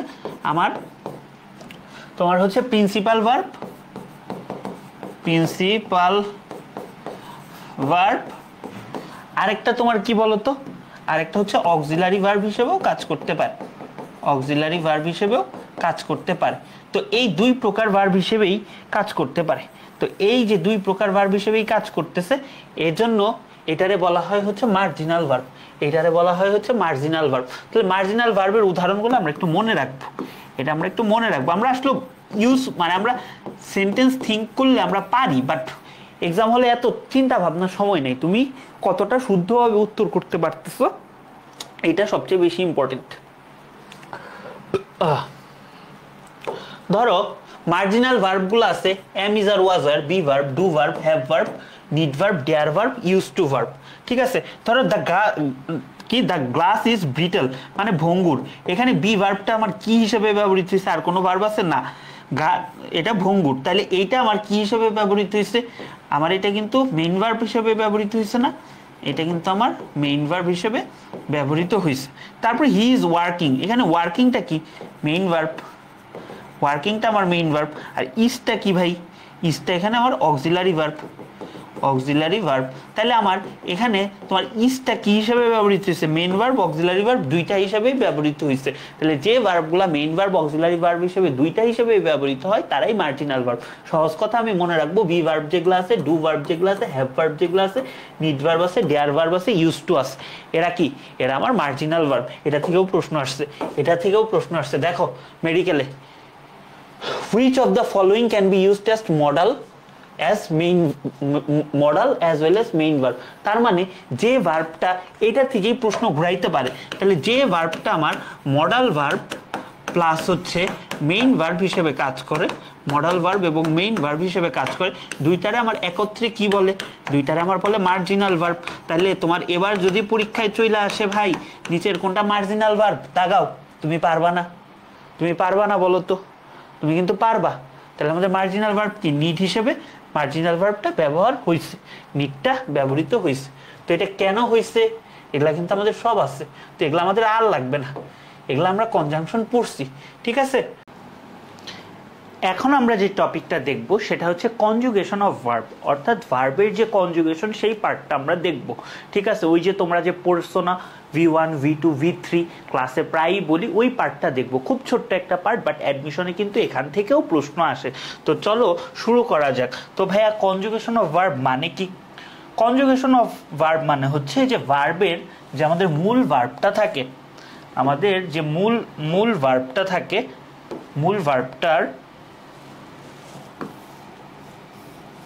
মূল ভার্বের পাস্ট ফর্ম এবং পাস্ট পার্টিসিপল ফর্মের যে পরিবর্তনটা, সেটাকে আমরা কনজুগেশন অফ ভার্ব বলি। এখন এটা সাধারণত দুই ভাবে হয়। কি কি ভাবে হয় সেটা আমরা দেখব। এখন এই যে দুই ভাবে পরিবর্তন হয় বা এই যে রূপগত পরিবর্তন হচ্ছে, একটা রূপ থেকে আরেকটা রূপে পরিবর্তন হচ্ছে, সেই অনুসারে ভার্বগুলোকে আমরা দুই ভাগে ভাগ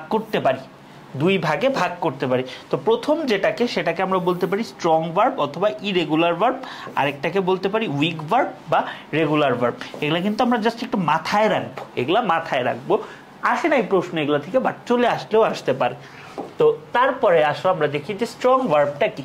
আচ্ছা, যে ভার্বগুলোর কনজুগেশনের জন্য ভেতরের ভাওয়েল পরিবর্তন করে পাস্ট ফর্ম অথবা পাস্ট পার্টিসিপল ফর্মে রূপান্তর করতে হয়, সেগুলাই হচ্ছে আমার স্ট্রং ভার্ব। যেরকম এই যে দেখো বিয়ার, ই এ আসছে, এটা কিন্তু ওতে কনভার্ট করছে, আবার ওতে কনভার্ট হয়ে গেছে। ঠিক আছে, এইরকম আমার যখন এই যে দেখো ই এ ওতে কনভার্ট হয়েছে, এরকম যখন ভেতরের ভাওয়ালটাকেই পরিবর্তন করা হয়, পরিবর্তন করে পাস্ট ফর্ম এবং পাস্ট পার্টিসিপল ফর্ম বানানো হয়, সেটাকেই কি আমরা বলতেছি বলো তো? সেটাকেই আমরা বলতেছি স্ট্রং ভার্ব। তাহলে উইক ভার্ব কি ভাইয়া? যেগুলা ভার্বের শেষে এই যে এগুলা বিভিন্ন জিনিস যুক্ত হয়, বিভিন্ন সাফিক্স যুক্ত হয়, ডি ইডি টি, এগুলা যুক্ত হয়ে যখন আমরা পাস্ট অথবা পার্টিসিপল ফর্মে রূপান্তর করি, সেটাই হচ্ছে আমাদের উইক ভার্ব। সেরকম লাভ, ভালোবাসার শক্তি অনেক, কিন্তু ভালোবাসা লাভ একটা নিজেকে উইক ভার্ব। তাহলে কি লাভ, এটার পাস্ট ফর্মটা কি হয়েছে? লাভড, ইডি যুক্ত হয়েছে। পাস্ট পার্টিসিপল ফর্মেও কি ইডি যুক্ত হয়েছে। তারপর বেন্ট, ডি আছে, টি যুক্ত হয়েছে। তারপর কি টি যুক্ত হয়েছে। তাহলে এরকম ডি ইডি বা টি যুক্ত করে যে পাস্ট অথবা পাস্ট পার্টিসিপল ফর্মগুলো বানানো হয়, সেগুলাই হচ্ছে উইক ভার্ব। এখন কয়েকটা জিনিস আমরা মাথায় রাখবো। এই যে তোমাদেরকে চার্টটা দিচ্ছি, এইটা তোমাদের মাথায় রাখতে হবে যে কিছু কিছু জিনিস আছে প্রেজেন্ট ফর্মেও যা, পাস্ট ফর্মেও তা, পাস্ট পার্টিসিপল ফর্মেও তাই। এবং ট্রাস্ট মি, এগুলা পরীক্ষায় অনেক আসে। এখান থেকে ধরো যে কাটটা প্রায়ই আসে, তারপর পুট আসে, এগুলা প্রত্যেকটা পড়বা। লেট আসে, এগুলা প্রত্যেকটা পড়বা। বিট আসতে পারে, এগুলা প্রত্যেকটা পারবা। হিট এগুলা তোমাদের নিজেদের পড়তে হবে, আমি জাস্ট দেখাই দিচ্ছি। ধরো রিড, এটা আসে। সেট আসে, শার্ট আসে, ব্রডকাস্ট আসে, টেলিকাস্ট আসে, এগুলা কিন্তু প্রচুর আসে। এগুলার সব কিছু সেম। তাইলে তোমরা আমারে বলো তো এইটার উত্তরটা কি হবে? The new programs will be dash next week বা ইন বাংলাদেশ টেলিভিশন। এখন আমরা কি জানি বলো তো? উইল বির পরে সাধারণত কি হয়? V3 হয়। এখন এখানে সব টেলিকাস্ট আছে ভাই। আমরা কি জানি বলো তো? মাত্র পড়ে আসছি ভার্ব 1, ভার্ব 2, আর একটা কি বলো তো? Verb 3, right? এখন ভার্ব 1টা যদি আমার টেলিকাস্ট হয়, তাহলে ভার্ব 2টাও কি হবে আমার? টেলিকাস্ট। ভার্ব 3টাও আমার কি হবে? টেলিকাস্ট। তাহলে 3 ক্ষেত্রে আবার হচ্ছে টেলিকাস্ট। তাহলে উত্তরটা কি? টেলিকাস্ট। বুঝছো? সেম ভাবে যে কাটের পাস্ট ফর্ম কি? কাটি। কারণ কি? কাট। তারপর ধরো কোয়াইট পড়ে আসছি। সো এইভাবে অনেকগুলো আছে, তোমরা প্র্যাকটিস করবা। এখন কিছু আছে যে তোমার চেঞ্জ হয়, যে চেঞ্জগুলো আমার পড়তে হবে, এগুলাও তোমাদের পড়ার বিষয়। জাস্ট তোমাদের দেখানোর জন্য বা বিষয়টার সাথে পরিচয় করানোর জন্য যে এইটাও একটা টপিক হইতে পারে। অ্যাবাইড, অ্যাবোথ। তারপর ধরো চুজ থেকে আসে, চুজেন। তারপর হচ্ছে ধরো এখানে বিভিন্ন ইম্পর্টেন্ট আছে, বিট আছে, ঠিক আছে, বিয়ার আছে, এগুলা ইম্পর্টেন্ট। সো এই যে ধরো হ্যাং, যেটা হচ্ছে ঝুলানো সেটা হবে হাং, আর যেটা ফাঁসি দেওয়া সেটা হচ্ছে হ্যাংড। এই দুইটার মধ্যে যে পার্থক্য, এটা থেকে প্রচুর প্রশ্ন আসে, নো থেকে আসে, লুজ থেকে আসে। সো এই জিনিসগুলো তোমাদের একটু মুখস্থই করতে হবে। এই যে স্লাইডে যে কয়টা আছে ওই কয়টাই যদি তোমরা মনে রাখতে পারো তোমাদের জন্য এনাফ। দেখো সহজ প্রশ্ন কিন্তু মেডিকেলে কিন্তু চলে আসছে, সুইম এটার তোমার পাস্ট পার্টিসিপল ফর্মটা কি? পাস্ট পার্টিসিপল ফর্ম মানে কি? পাস্ট পার্টিসিপল ফর্ম মানেই তো V3। এখন আমরা কি পড়ে আসছি ভাইয়া? এই যে এই স্লাইডগুলো যখন পড়বা তখনই তুমি দেখবা যে ভার্ব 1, ভার্ব 2, আরেকটা হচ্ছে ভার্ব 3, ঠিক আছে? তো এইটা যদি আমার সুইম হয়, এটা কিন্তু আমার হবে সোয়াম এ, আর যেটা পাস্ট পার্টিসিপল ফর্ম এটা হবে ইউ, সোয়াম, ঠিক আছে? তাহলে এটা আই, এটা এ, এটা ইউ, এটা আমরা মাথায় রাখবো। তাহলে এটা কি হবে? সোয়াম, ঠিক আছে? ঠিক সেইভাবে তোমার এই যে ধরো নো নিউ, মেডিকেলে কতবার আসছে দেখছো? ডেন্টালে এই যে চুজ মাত্র বললাম, চুজেন, দেখছো? সুইম এটা তো মাত্রই দেখাইলাম, এই যে দেখছো? এগুলো সব নিজেদের কভার করতে হবে, ঠিক আছে? স্লাইডটা তোমাদেরকে দিয়ে দিব, দেখে দেখে এই যে প্র্যাকটিস প্লাস সব কিছু এখানে আছে, সব কিছু আছে, এগুলো একটু প্র্যাকটিস করতে হবে জাস্ট তোমাদের সাথে পরিচয় করানোর জন্য যে এইটাও একটা টপিক, বা ছোট্ট টপিক হইলেও ওই যে বলে না ছোট মরিচের ঝাল বেশি, এই টপিকটা হচ্ছে এরকম যে ছোট মরিচের ঝাল বেশি, ঠিক আছে? চলো আমরা এখন আমাদের নেক্সট টপিকটাতে চলে যাই। এই ক্লাসগুলোতে মূলত হচ্ছে তোমাদের বেশি পড়তে হবে, আমার চেয়ে তোমাদের কাজ বেশি ভাইয়া। কারণ কি? আমি তোমাদের দেখায় দিব, যেহেতু এগুলো ওয়ান শট, এগুলো হচ্ছে আমি দেখাই দিব তোমাদেরকে যে হচ্ছে তোমরা কি কি পড়বা। এরপর ধরো আমাদের পজিটিভ ভার্ব একটা টপিক আছে, খুব ইম্পর্টেন্ট, এটা আমরা করব। এবং ঢাবিতে প্রতি বছর পজিটিভ ভার্ব থেকে প্রায়ই প্রশ্ন আসে, এটা আমরা একটু খেয়াল রাখবো। আচ্ছা, যেরকম ধরো পজিটিভ ভার্ব মানে কি? যে ভার্বের সাবজেক্ট সরাসরি নিজে কাজ করে না, ঠিক আছে, নিজে কাজ না করে অন্যকে দিয়ে কাজটা করায়, মানে তার উপর কাজটা আরোপিত হয়, এদেরকে বলা হয় হচ্ছে পজিটিভ ভার্ব। যেরকম মাই মাদার ফিডস মি, আমার মা আমাকে খাওয়ায় দেয়, আমি তো নিজে নিজে খাইতেছি না, আমাকে খাওয়াই দিচ্ছে। তার মানে কি? সরাসরি না করে অন্য কারো মাধ্যমে কাজটা যখন করানো হয় তখন সেটাকে বলে হচ্ছে পজিটিভ ভার্ব। তখন সেটাকে কি বলবো আমরা বলো তো? সেটাকে আমরা বলবো হচ্ছে পজিটিভ ভার্ব। যেরকম মাই মাদার ফিডস মি, মা আমাকে খাওয়ান, তাহলে আমি নিজে নিজে যদি খাইতাম, নিজে নিজে খাওয়াটা কি হইতো ভাই? ইট। ইট মানে কি? নিজে নিজে খাওয়া, নিজে নিজে খাওয়া। আর ফিড মানে কি? খাইয়ে দেওয়া। ফিড মানে কি? খাইয়ে দেওয়া, ঠিক আছে? বুঝতে পারছি? তাইলে এখন প্রত্যেকটারই তো এরকম নর্মাল ভার্ব আছে, আবার পজিটিভ ভার্ব আছে। এই যে মাত্র বললাম যেটা কমন ভার্ব, যেটা ইট মানে নিজে নিজে খাওয়া, আর ফিড মানে কি? খাওয়াই দেওয়া। তো এই চারটা আমাদের একটু মাথায় রাখতে হবে। যেরকম লার্ন, নিজে নিজে শেখা, টিচ, কাউকে শেখানো, যে তোমাদেরকে শেখাচ্ছি, নো, নিজে নিজে জানা, ইনফর্ম, কাউকে জানানো। এই চারটা একটু পড়বা, এই চারটা একটু রিডিং দিবা, ঠিক আছে? এই চারটা একটু রিডিং দিবা, তাইলেই হচ্ছে পেরে যাবা। ওকে, বুঝলাম ভাইয়া। তারপরে আমাদের এই যে পজিটিভ ভার্বের কিছু স্পেশাল রুলস আছে, বা কয়েকটা ভার্ব নিয়ে আমাদের স্পেশাল কাজ করতে হয়, সেগুলো আমরা দেখব। তাহলে বাংলাতে এই পজিটিভ ভার্বের মানে হচ্ছে নিজন্ত ক্রিয়া অথবা প্রযোজক ক্রিয়া, অর্থাৎ কারো প্রযোজনায় কাজটা হচ্ছে, নিজে নিজে কাজটা করা হচ্ছে না। তাইলে এটার জেনারেল স্ট্রাকচারটা কি হবে? এটা সবার জন্যই। প্রথমে একটা সাবজেক্ট বসবে, একটা পজিটিভ ভার্ব বসবে, আরেকটা সাবজেক্ট বসবে, সেকেন্ড একটা ভার্ব, এক্সটেনশন। এটা সবার জন্য ইউনিভার্সাল স্ট্রাকচার। তো এখন এখানে পজিটিভ ভার্ব হিসেবে কয়েকটা স্পেশাল ভার্ব আমরা বসাইছি। মেক হইতে পারে, হেল্প হইতে পারে, লেট হইতে পারে, হ্যাভ হইতে পারে, গেট হইতে পারে। এই জিনিসগুলো আমরা বসাইছি, বুঝছো? এই জিনিসগুলো আমরা বসাইছি কারণ কি বলতো? এই জিনিসগুলো বসানোর কারণ কি? এই জিনিসগুলো এজন্যই বসাইছি যাতে এই কয়টা দিয়ে যত রুলস আছে এইটার আন্ডারে ফেললে তুমি শেষ করতে পারো, ঠিক আছে? তো ধরো এখানে আমরা ডুয়ার আর একটা হচ্ছে রিসিভার, এই কনসেপ্টটা আমরা বুঝবো, ঠিক আছে? ধরো আইটা কি আমার একটা সাবজেক্ট, একে আমরা সাবজেক্ট 1 বলতে পারি। হ্যাভ কিন্তু একটা পজিটিভ ভার্ব, মাত্র লিস্টে দেখলাম হ্যাভটা কি বলতো, হ্যাভটা কিন্তু একটা পজিটিভ ভার্ব, ঠিক আছে? তারপর হচ্ছে দ্য ওয়াশিং মেশিন, এটা আরেকটা সাবজেক্ট বা সাবজেক্ট 2 বলতে পারি। এখানে ব্র্যাকেটের ভার্বটা হচ্ছে ভার্ব 2, ঠিক আছে? এখন যদি দেখা যায় সেকেন্ড সাবজেক্টটা, এই সেকেন্ড সাবজেক্টটা, ঠিক আছে, সেকেন্ড ভার্বের কাজটা নিজে নিজে করতে পারে, এটা নিজে নিজেই করতে পারে, তাইলে সেটা হবে ডুয়ার।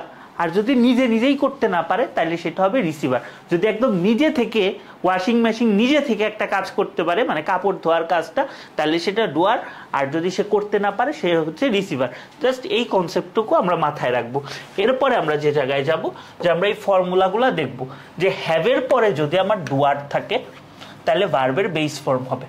তাহলে হ্যাভ ভার্বের পর যদি আমাদের একটা ডুয়ার থাকে তাহলে ভার্বের বেস ফর্ম, কিন্তু রিসিভার থাকলে এটা তো অর্পিত হচ্ছে, কারো উপর করানো হচ্ছে, তাইলে কি হবে আমাদের এই সেন্সে receiver plus V3, receiver plus V3।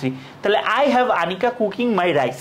আচ্ছা একটা কথা বলো, এখানে আইটা হচ্ছে সাবজেক্ট, হ্যাভটা একটা পজিটিভ ভার্ব, এটা হচ্ছে আরেকটা সাবজেক্ট যেটাকে আমরা বলতে পারি কি বলতো, সাবজেক্ট 2। এখন এরপরে আনিকা কি নিজে নিজে রান্না করতে পারে? নিজে নিজেই তো আনিকা, ধরো মেয়েরা সাধারণত নিজে নিজেই রান্না করতে পারে, তো এই সেন্সে আনিকা তো নিজে নিজেই রান্না করতে পারে, তাহলে এখানে আমার কি হবে, এজন্য আমার এটা V1 হবে, কারণ কি এটা আমার কি ডুয়ার, ঠিক আছে? তাহলে এখন বললো না যে ভাই আনিকা রান্না করতে পারে নাকি, এটা বুঝবো কিভাবে? মেয়ে মানুষ বা মেয়েরা রান্না করতে পারে, এটাই আমরা ধরে নিব, ঠিক আছে? তাহলে এটা V1। তাহলে কি I have Anika cook my rice, মানে কি আনিকা আমার জন্য ভাত রান্না করছিল বা আমার ভাত রান্না করে দিছে। দেখো টমা হ্যাড এ টুথ ফিল। এখন তুমি একটা কথা চিন্তা করো, এটা আমাদের সাবজেক্ট 1, এটা আমাদের পজিটিভ ভার্ব, এটা আমাদের আরেকটা সাবজেক্ট করতে পারি, তারপরে আমাদের ভার্বটা হচ্ছে ফিল। দাঁত কি নিজে নিজে ফিল হইতে পারে? দাঁতে গর্ত হইলে বা দাঁতে প্রবলেম হইলে নিজে নিজে পারে না, ডেন্টিস্ট কাজটা করে। তাইলে এখানে আমাদের এই টুথটা কি, এই টুথটা আমাদের হচ্ছে রিসিভার। তাহলে রিসিভার যদি হয় তার মানে কি এরপর আমাদের V3 হবে, তাহলে কি এখানে টুথটা কি হয়ে যাবে, ফিল্ড। V3 কি ফিল্ড, V3টা কি বলতো, ফিল্ড হবে।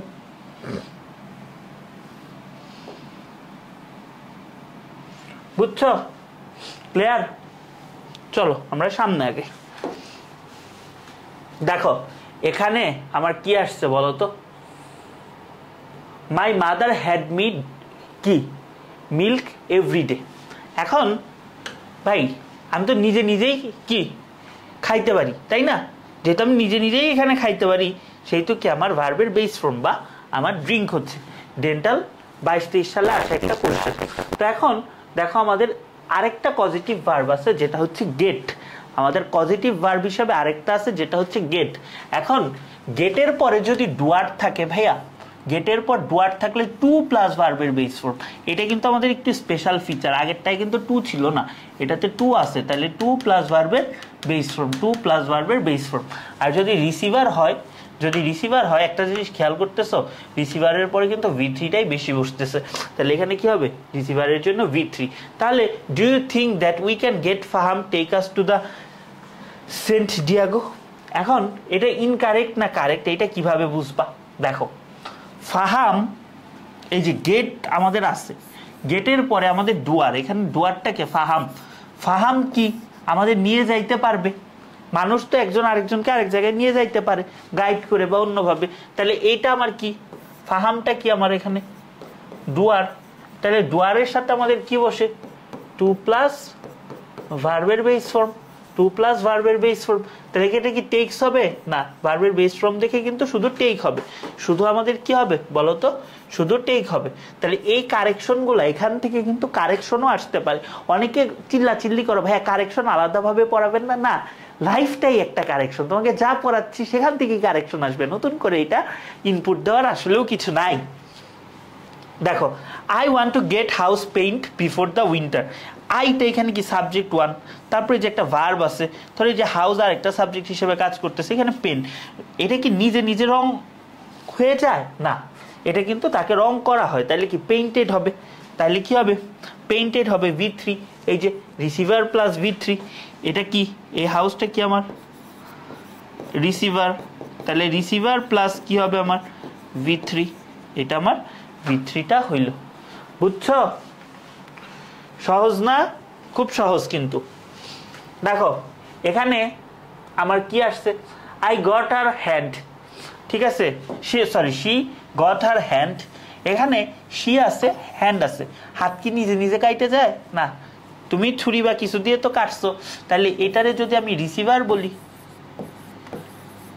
তাহলে রিসিভারের পরে আমার কি হবে V3 হবে, রিসিভারের পরে আমার V3 হবে। তো তোমাদেরকে কনজুগেশন অফ ভার্বটা কেন পড়ায় আনছি, দেখো আমরা কি বলছিলাম, V1 সরি V2 V3 আমরা কি বলছিলাম বলো তো, আমরা কিন্তু অলরেডি বলছিলাম যে কাট এমন একটা ভার্ব যার কোনো চেঞ্জ নাই, কাট কাট কাট, ঠিক আছে। তারপর চলো আমাদের পজিটিভ ভার্ব হিসেবে মেক আছে, পজিটিভ ভার্ব হিসেবে আমাদের মেক আছে। তো মেকটা কিভাবে হবে বলো তো, আমাদের ধরো মেকের পরে যদি ডুয়ার থাকে তাহলে সাবজেক্টের বেস ফর্ম বসবে, মেকের পরে যদি আমাদের ডুয়ার থাকে তাহলে সাবজেক্টের বেস ফর্ম বসবে, আর মেকের পরে যদি রিসিভার থাকে তাও কি আমার ভার্বের বেস ফর্ম বসবে। একটা জিনিস কি ভাইয়া খেয়াল করছো, মেক এমন একটা ভার্ব যেটা নিয়ে তুমি নিশ্চিন্ত, তোমার যাই থাকুক তোমার আর ডুয়ার রিসিভার গোনারই টাইম নাই, যাই থাকুক তুমি ভার্বের বেস ফর্ম বসাবা মেকের ক্ষেত্রে। যেরকম সি মেড, এখন এখানে মেকের পরিবর্তে মেড থাকতেই পারে, পাস্ট ফর্ম হিসেবে থাকতেই পারে, তাহলে ভাই আমার আর এটা ডুয়ার না রিসিভার এগুলো এত কিছু চিন্তা করার দরকার আছে, দরকার নাই। টু টেক তো হবেই না, টু টেক তো হবেই না, এটা কি টু প্লাস ভার্বের বেস ফর্ম কি ইনফিনিটিভ, এটা হবেই না, তাহলে এটারে আমরা কি বলবো বলো তো, আমরা শুধু বলবো টেক, কারণ কি আমাদের এখানে ডুয়ার রিসিভার যাই হোক আমাদের ভার্বের বেস ফর্ম বসবে, ডুয়ার বা রিসিভার যাই হোক আমাদের ভার্বের বেস ফর্ম বসবে, ঠিক আছে। তাইলে দেখো তো তারপরে কি আছে, the speaker fail to make the audience dash to him patiently. এখন তোমার ভাই এখানে এত কিছুই চিন্তা করা লাগবে না, তুমি দেখতেছো তোমার কি আছে, মেক আছে পজিটিভ ভার্ব হিসেবে অনেক জায়গায় আসছে, তাইলে এখানে ডুয়ার রিসিভার যাই হোক আমার এটার সাথে কি হবে ভার্বের বেস ফর্ম, তাহলে ভার্বের বেস ফর্ম কই আসছে, টু লিসেন হয় না, শুধু লিসেন হয়, শুধু লিসেন কি হবে, শুধু লিসেন কিন্তু হবে না, হবে না বলো তো, দেখছো তোমাদের কনফিউজ করে দিলাম, শুধু লিসেনই কিন্তু হবে, কারণ কি ভার্বের বেস ফর্ম তো লিসেনই, লিসেন কি পাস্ট ফর্ম, লিসেনিং কি আইএনজি আছে, তাহলে উত্তর কি লিসেন। চলো দেখছো এখানে কিন্তু আরো কোশ্চেন আসছে, তোমরা এটা দেখবা। আচ্ছা এরপরে হচ্ছে আমাদের লেট, এরপরে হচ্ছে আমাদের লেট আছে, বুঝছো, আমাদের আরেকটা পজিটিভ ভার্ব আছে হচ্ছে লেট। লেটের স্ট্রাকচারটা আমরা দেখি ভাইয়া, লেটের ক্ষেত্রে আমরা ডুয়ার যদি থাকে ভার্বের বেস ফর্ম বসাবো, রিসিভার থাকলেও আমরা ভার্বের বেস ফর্ম বসাবো, কিন্তু যদি আমাদের প্যাসিভ ভয়েসে থাকে, যদি আমাদের প্যাসিভ ভয়েসে থাকে এবং লেটটা বস্তুবাচক হয় তাহলে বি প্লাস V3, তাহলে বি প্লাস V3 হবে, ঠিক আছে। তাহলে কি would you let us to borrow your notes, তাইলে ভাই একটা জিনিস আমি ফার্স্টে বুঝি তো, আমার লেট আছে না, আমার কি লেট আছে ভাই, লেট যদি থাকে তাহলে এটা কি আমার বলো তো ব্যক্তিবাচক না বস্তুবাচক, আমি এত কথা চিন্তা না করে আমার তো এখানে ভার্বের বেস ফর্ম দুই জায়গায়ই বসে, তাহলে তো আমার আর টু বড়টা হচ্ছে না, আমার বড় হবে, বোঝাই যাচ্ছে আমার বড় হবে, আর এটা কি অ্যাক্টিভ সেন্সের না, তাহলে কি বড়, বুঝছো, এগুলাই খুব সহজ। তাহলে কি the teacher let the students, তাহলে এখানে আমার ডুয়ার রিসিভার যাই থাকুক আমার ভার্বের বেস ফর্ম হবে টু থিঙ্ক, কি ভার্বের বেস ফর্ম, থিঙ্কিং কি ভার্বের বেস ফর্ম, থট কি ভার্বের বেস ফর্ম না, তাহলে থিঙ্ক হবে, বুঝছো। দেখছো এখানে কি আরো আসছে, তোমরা প্র্যাকটিস করবা। এরপরে চলো আমরা হেল্পটা দেখব, আমরা হেল্পটা দেখব। হেল্প এইরকমই একটা জিনিস যে ডুয়ার অথবা রিসিভার হিসেবে যেই বসুক আমাদের ভার্বের বেস ফর্মও বসতে পারে, বা 2 প্লাস কি ভার্ব 1ও বসতে পারে, অর্থাৎ আমাদের ইনফিনিটিভও বসতে পারে। তাহলে দ্য টিচার হেল্প মি, এখানে কি গেটিং আছে, গেটিং আছে, হেল্পটা আমার এখানে কি ভার্ব ভাইয়া? দেখছো ডুয়ার রিসিভারের কনসেপ্টও সব জায়গায় লাগে না। এটা কি পজিটিভ ভার্ব? আচ্ছা এটা ভাইয়া পজিটিভ ভার্ব, তাহলে এখানে গেটিংটা আমার কি দুইটা হইতে পারে, দুইটা সিনারিও হইতে পারে, রাইট? আমার দুইটা সিনারিও হইতে পারে, একটা হচ্ছে গেট ভার্বের বেস ফর্ম, আরেকটা হইতে পারে কি টু গেট, ঠিক আছে, টু গেট। তাহলে কি the teacher help me to get, অথবা তুমি শুধু গেটও বসায় দিতে পারবা, অথবা শুধু গেটও বসায় দিতে পারবা, ঠিক আছে।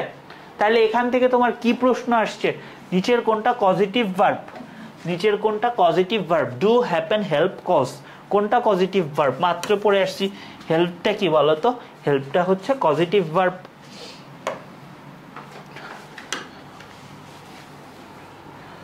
আচ্ছা তারপরে দেখো আমাদের এইটা আসা কোশ্চেন, আচ্ছা এখানেই তো শেষ, বাট এইটা আমরা আসো বলতো এটার উত্তরটা কি হবে? The book should help you. ভাই হেল্প আছে, হেল্পের পরে আমার ডুয়ার থাকুক রিসিভার থাকুক দুইটা ফর্ম হইতে পারে, দুইটা ফর্ম আমার হতে পারে, একটা কি ভার্ব 1 আরেকটা হচ্ছে 2 প্লাস ভার্ব 1। আচ্ছা এখানে 2 প্লাস ভার্ব 1 আছে, হইতে পারে, দাগায় দিব? সবসময় দেখলে দাগায় দিলেই হবে না, সবকিছু চিন্তা ভাবনা করতে হবে। কারণ দেখো এখানে 2 প্লাস ভার্ব 1 আছে, আবার ঠিক এই যে এই জায়গায় শুধু ভার্ব 1 আছে, তার মানে দুইটাই উত্তর। তাহলে কি বোথ এ এন্ড সি। অনেকে কি করবা বলো তো, ধূপধাপ দাগায় দিবা এবং মারাটা খায়া যাবা। তুমি প্রথম অপশনটা শিওর অ্যাডমিশন টেস্টে, তারপরেও তুমি দাগাবা না, তুমি একদম 3 নাম্বারটা আইসা তারপরে দাগাবা, ঠিক আছে? তুমি একদম 3 নাম্বারটাতে মানে সরি 4 নাম্বারটাতে আইসা তুমি দাগাবা, ঠিক আছে? বুঝছি আমরা, বুঝতে পারছি? তাহলে এইটা ছিল হচ্ছে আমাদের কি বলতো, এইটা ছিল আমাদের পজিটিভ ভার্ব। এখন আমরা আরেকটা জিনিস পড়বো, সেটা হচ্ছে আমাদের বিভিন্ন কনফিউজিং ভার্ব আছে, অথবা আমরা বলতে পারি আমাদের বিভিন্ন কনফিউজিং ওয়ার্ডস আছে, এগুলা আমরা পড়বো। এগুলা থেকে কিন্তু অ্যাডমিশনে বেশ কোশ্চেন আসে, বুঝছো? এগুলা থেকে অ্যাডমিশনে বেশ কোশ্চেন আসে, আমরা একটু পড়বো। প্রথম কথা হচ্ছে তোমার এই চারটা মনে রাখতে হবে, মুখস্থ করতে হবে ভার্বে। আমি লিখেই দিচ্ছি মুখস্থ করবা। এখন ভাই এটা ল্যাঙ্গুয়েজ, তোমার যদি শব্দার্থ মুখস্থ না করো যতই ট্রিক্স দিই, লাভ কিন্তু খুব একটা হবে না, সব ক্ষেত্রে না, বাট এই সব ক্ষেত্রে মনে রাখতে হবে। যেরকম অ্যাওয়েক, যেটার অর্থ নিজে নিজে জেগে ওঠা, ওইটার পাস্ট হচ্ছে অ্যাওয়েক অথবা অ্যাওয়েক্ট, আর পাস্ট পার্টিসিপলটাকে অ্যাওয়েকেন অথবা অ্যাওয়েক্ট, ঠিক আছে? আর যেটা হচ্ছে অ্যাওয়েক, কাউকে জাগানো, ওইটা কিন্তু অ্যাওক, অ্যাওকেন। এইভাবে ধরো বেয়ারের অর্থ যেটা হচ্ছে জট বহন করা, সেটাও বোর, কিন্তু যেটা হচ্ছে পাস্ট পার্টিসিপল সেটা হচ্ছে কি লাস্টে একটা ই আছে, বাট যেটা জন্ম দেওয়া এটার লাস্টে ই নাই। সো এই জিনিসগুলা পড়তে হবে, সো এই জিনিসগুলা প্রথম অবস্থায় পড়তে হবেই। এই জিনিসটা তুমি পড়লেই তোমার অল্পতে কভার হয়ে যাবে। এরপরে যেগুলা খুব বেশি ইম্পর্টেন্ট সেগুলো এখন আমরা দেখব। ধরো আমাদের লে, লে অর্থ হচ্ছে ডিম পাড়া বা কোনো কিছু রাখা, বুঝছো? তো এইটার আমাদের পাস্ট টেন্সটা হবে লেট, পাস্ট পার্টিসিপলটাও লেট, আর হচ্ছে প্রেজেন্ট পার্টিসিপল যেটা ভার্বের সাথে আইএনজি সেটা হচ্ছে লেইং, ঠিক আছে? তাহলে কি I will lay my book on the table tonight, তাইলে আমার বইটাই তো আমি রাখছি, তাহলে এটা আমার কি কোনো কিছু রাখা অর্থে হইছে, কোনো কিছু রাখা অর্থেই তো হইছে, রাইট?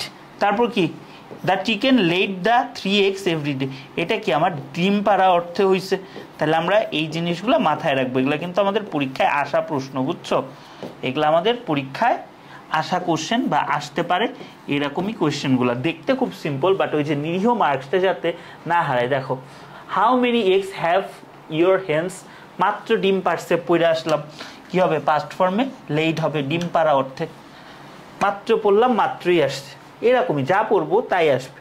তারপর ধরো আমাদের লাই, লাই অর্থ যে মিথ্যা কথা আমরা সবাই জানি, বাট লাইয়ের আরেকটা অর্থ আছে, সেটা হচ্ছে কোনো কিছু হেলান দিয়ে রাখা বা শুয়ে রাখা, শয়ন দিয়ে রাখা। তাহলে এটার পাস্ট টেন্সটা লে, এটা আইটা এতে কনভার্ট হয়ে যাচ্ছে, আর পাস্ট পার্টিসিপলটা লেইন, এবং প্রেজেন্ট পার্টিসিপলটা লাইং, এটা কিন্তু খুব ইম্পর্টেন্ট। প্রেজেন্ট পার্টিসিপলটা যে লাইং, এটা খুব খুব বেশি ইম্পর্টেন্ট। এটা হচ্ছে পরীক্ষায় আসা প্রশ্ন। তাহলে ভাই এটা যদি হয়, তাহলে দেখো এই প্রশ্নটাই আসছে আমাদের। Javed was so exhausted that he lay down for a sleep. এখানে মেইন ভার্বটা কি? লাই। লাইটা কি আমার V1, এইটার মানে কি আমার হেলান দিয়ে থাকা বা শুয়ে থাকা, রাইট? তাহলে লে ডাউন ফর এ স্লিপ, তাহলে কি I feel sick, I want to lie down on the bed. আমি কি বিছানায় মিথ্যা কথা বলতে চাই? না, এটার মানে কি আমি হেলান দিয়ে রেস্ট নিতে চাই বা শুয়ে থাকতে চাই। বুঝছি? তো এইটাই আমাদের পরীক্ষায় আসছে। দেখো, Javed was so exhausted that he was lying down for a sleep. ওই যে তোমাদেরকে প্রেজেন্ট পার্টিসিপলটা যে ইম্পর্টেন্ট বলছিলাম, চলে আসছে। ঠিক আছে? আচ্ছা, এটা কি হবে বলো তো? দেখছো জিএসটিতে একদম পাক্কা প্রশ্ন, মানে গরম গরম প্রশ্ন। Have you made your bed and now you may, কি বলতো? You have made your bed, এখানে কি তুমি তোমার বিছানা বানাইছো? এখানে বিছানা বানানো মানে হচ্ছে তোমার বুঝাইছে বিছানাটা ঠিকঠাক মতো সাজাইছো। ঠিক আছে? And now you may dash on it. ঠিক আছে? এটা কি হবে বলো তো? মের পরে কি হয়? মের পরে কিন্তু ভার্বের বেস ফর্ম হয়। তাহলে হেলান দিয়ে থাকা বা মানে শুয়ে থাকা, এটা কিন্তু আমাদের লাই হবে। তাহলে কি আমাদের উত্তরটা হবে লাই। উত্তরটা হবে লাই, মানে কি হেলান দিয়ে বা হচ্ছে রেস্ট নেওয়া এই অর্থে। বুঝছো? বা শুয়ে থাকা অর্থে। প্রচুর কোশ্চেন আসছে, প্রচুর কোশ্চেন আসছে। আর আরেকটা জিনিস তো আমরা জানি যে লাই যেটা মিথ্যা কথা বলা, সেইটার পাস্ট টেন্সটা হবে লাইট, ইডি, লাইট। আর প্রেজেন্ট পার্টিসিপলটা লাইং। এই প্রেজেন্ট পার্টিসিপলগুলোও পড়বা, অনেক জায়গায় অনেক বইতেও পাবা না, বাট এগুলো ইম্পর্টেন্ট। এগুলা পরীক্ষায় ধূপধাপ চলে আসে। Some people lie about their age. কিছু মানুষ তাদের কি নিয়ে মিথ্যা কথা বলে? বয়স নিয়ে মিথ্যা কথা বলে। আর কি বলতো, আমরা আমাদের জীবনে কেউ কম বেশি, মানে কেউ তো আর আমরা মহামানব না, দুই একটা মিথ্যা কথা বলছি। সো আমার এইটাও কি মিথ্যা কথা বলতে আমাদের লাইটা ব্যবহার করা হয়েছে। ঠিক আছে? এখন এইটা একটা প্রশ্ন ভাইয়া, এখান থেকে পরীক্ষা আসে হ্যাংড আর হাং, দুইটার মধ্যে পার্থক্য। হ্যাংড মানে কাউকে মৃত্যুদণ্ড দেওয়া, যেটা হচ্ছে ইডি যুক্ত আছে। যেরকম he was last to be hanged for murder in this. তাইলে এখানে কি এই হ্যাংড মানে কি? মৃত্যুদণ্ড দেওয়া, মানে মৃত্যুদণ্ড দেওয়া। এটার সাথে রিলেটেড একটা ওয়ার্ড হইতে পারে ক্যাপিটাল পানিশমেন্ট, ফাঁসি দেওয়া কিংবা মৃত্যুদণ্ড দেওয়া। ঠিক আছে? তারপর কি the man was hanged for murder, তাহলে কি এটার মানে হচ্ছে মৃত্যুদণ্ড দেওয়া। আর হাং অর্থ কি? কোনো কিছু ঝুলানো। হাং অর্থ কি? কোনো কিছু ঝুলানো। ঠিক আছে? তাহলে কি he hung the picture on the table, তাহলে কি এখানে ঝুলানো অর্থে, এখানে ঝুলানো অর্থে।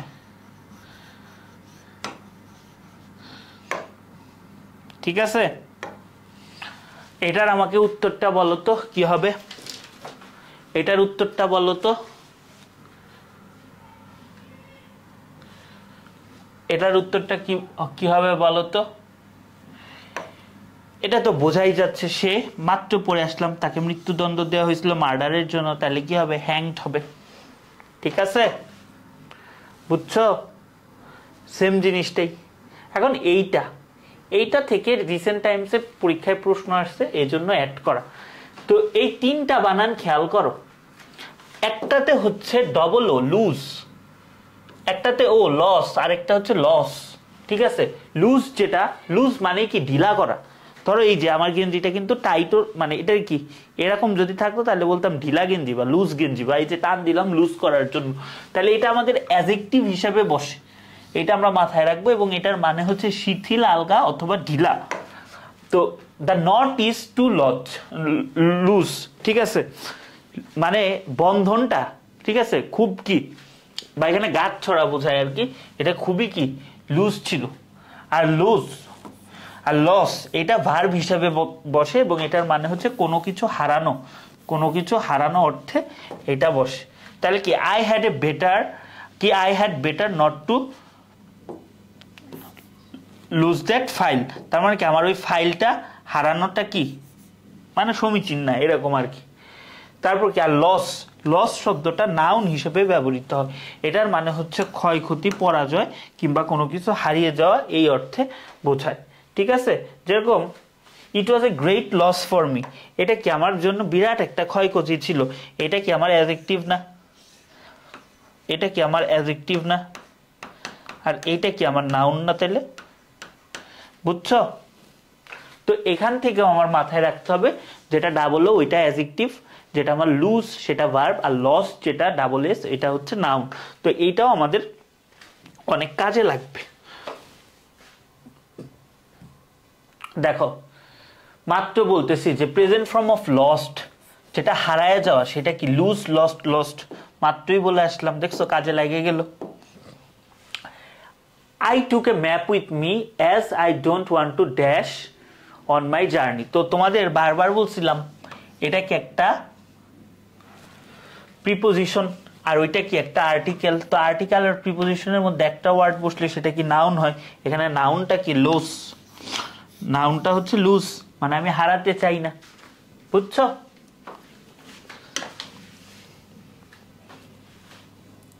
এগুলা পারবা, সমস্যা নাই। একটা হচ্ছে ইফেক্ট আর হচ্ছে এফেক্ট, দুইটার মধ্যে পার্থক্য।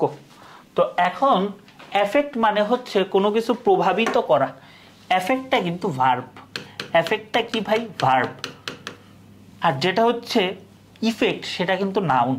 এখন how will this changes effect us, এই চেঞ্জগুলো আমাদেরকে কিভাবে প্রভাবিত করবে, এটার মানে হচ্ছে প্রভাবিত করা, প্রভাবিত করা, ঠিক আছে? আর যেটা হচ্ছে ইফেক্ট, ইফেক্টটার অর্থ হচ্ছে ফল অথবা প্রভাব, এটার মানে হচ্ছে noun. The overall effect of the painting is overwhelming, তাহলে এটা কি আমাদের নাউন, ইফেক্টটা আমাদের নাউন, ঠিক আছে?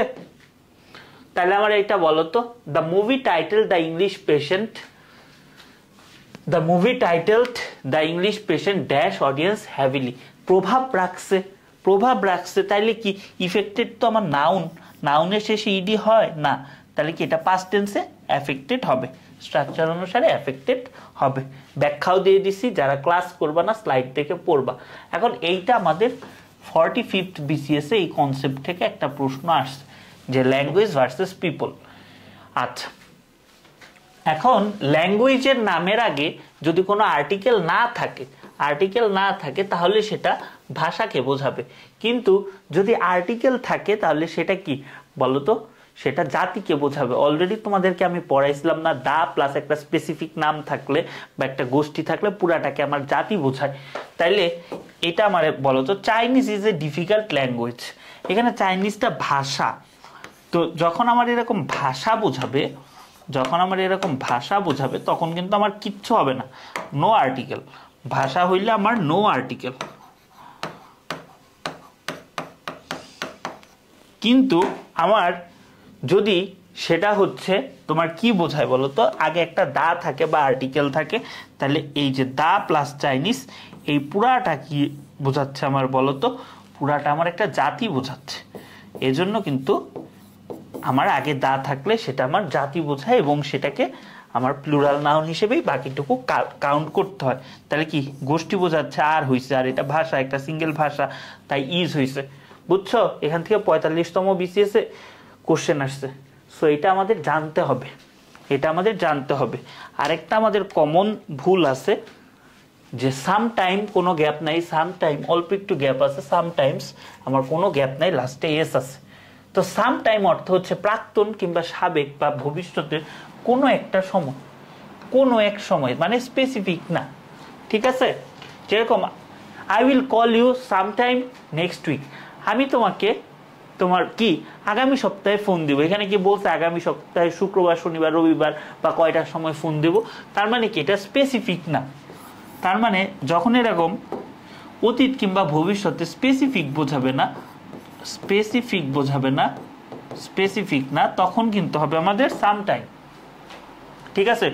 Barack Obama was sometime the president of USA, এখন সে কোনো এক সময় ছিল, কত সাল থেকে কত সাল তার টেনিওরটা ছিল এটা কিন্তু বলা নাই। তো এই ক্ষেত্রে আমাদের কি স্পেসিফিক না, তাই কি আমাদের সাম টাইম হয়েছে। আর এইটা যেটা গ্যাপ আছে সাম টাইম, এটার মানে হচ্ছে কিছু সময়, এটার মানে হচ্ছে কিছু সময়। যেরকম I went to my village and spend some time with my family. Some time মানে এখানে আমার কিছু সময়, সাম টাইম মানে আমার এখানে কিছু সময়। একটু দাঁড়াও, বোর্ডে একটু সমস্যা হয়েছে।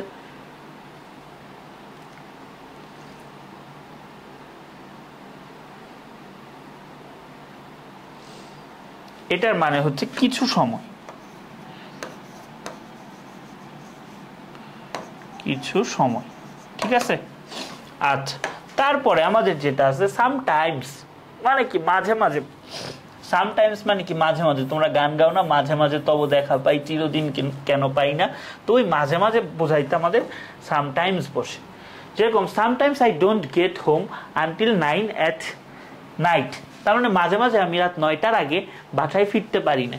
তো এখানে আমার সামটাইমসটা বোঝাইছে মাঝে মাঝে অর্থে। এখান থেকে বেশ প্রশ্ন আসে এবং এটা বেশ আমার কনফিউজিং একটা টার্ম। আশা করি এই যতটুকু দেখাইলাম সিম্পলের মধ্যে অতটুকু মাথায় রাখলেই হয়ে যাবে, আর কোনো প্রবলেম হবে না।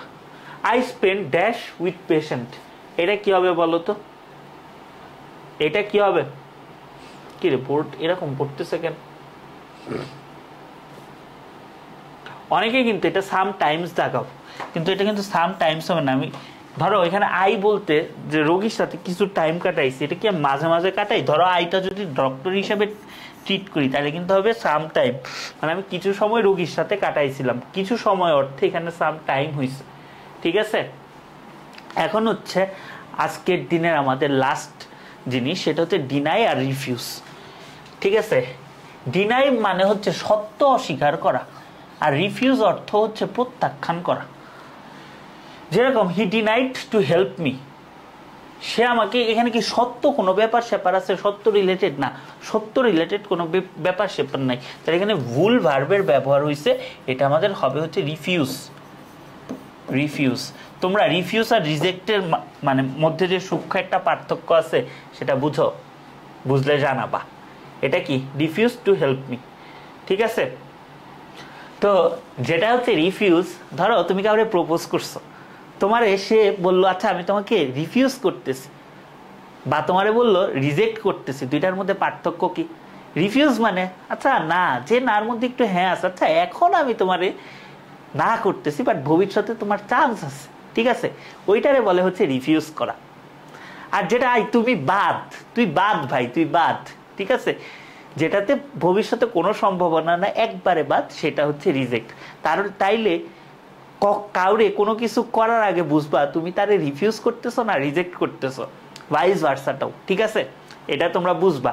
ধরো তুমি কাউরে এরকম আগে মানে প্রপোজ করছো বা কিছু করছো, তারপর তোমার না বললো, তুমি পাল্টা কি জিজ্ঞাসা করবা, তুমি কি আমার রিফিউজ করতেছো না রিজেক্ট করতেছো, ঠিক আছে, এটা জেনে নিবা সবাই। জোকস অ্যাপার্ট, জাস্ট মনে রাখার জন্য বললাম, উল্টা পাল্টা কিছু ভাইবো না। তো এখন বলো এইটা কি হবে? No one can dash he is clever, তাহলে সত্য অস্বীকার করা অর্থেই তো আমার ডিনাই, তাহলে কি কেউ সত্য অস্বীকার করতে পারবে না যে সে চতুর, ঠিক আছে। থ্যাংক ইউ এভরিওয়ান, আজকের ক্লাসটা এতটুকুই ছিল।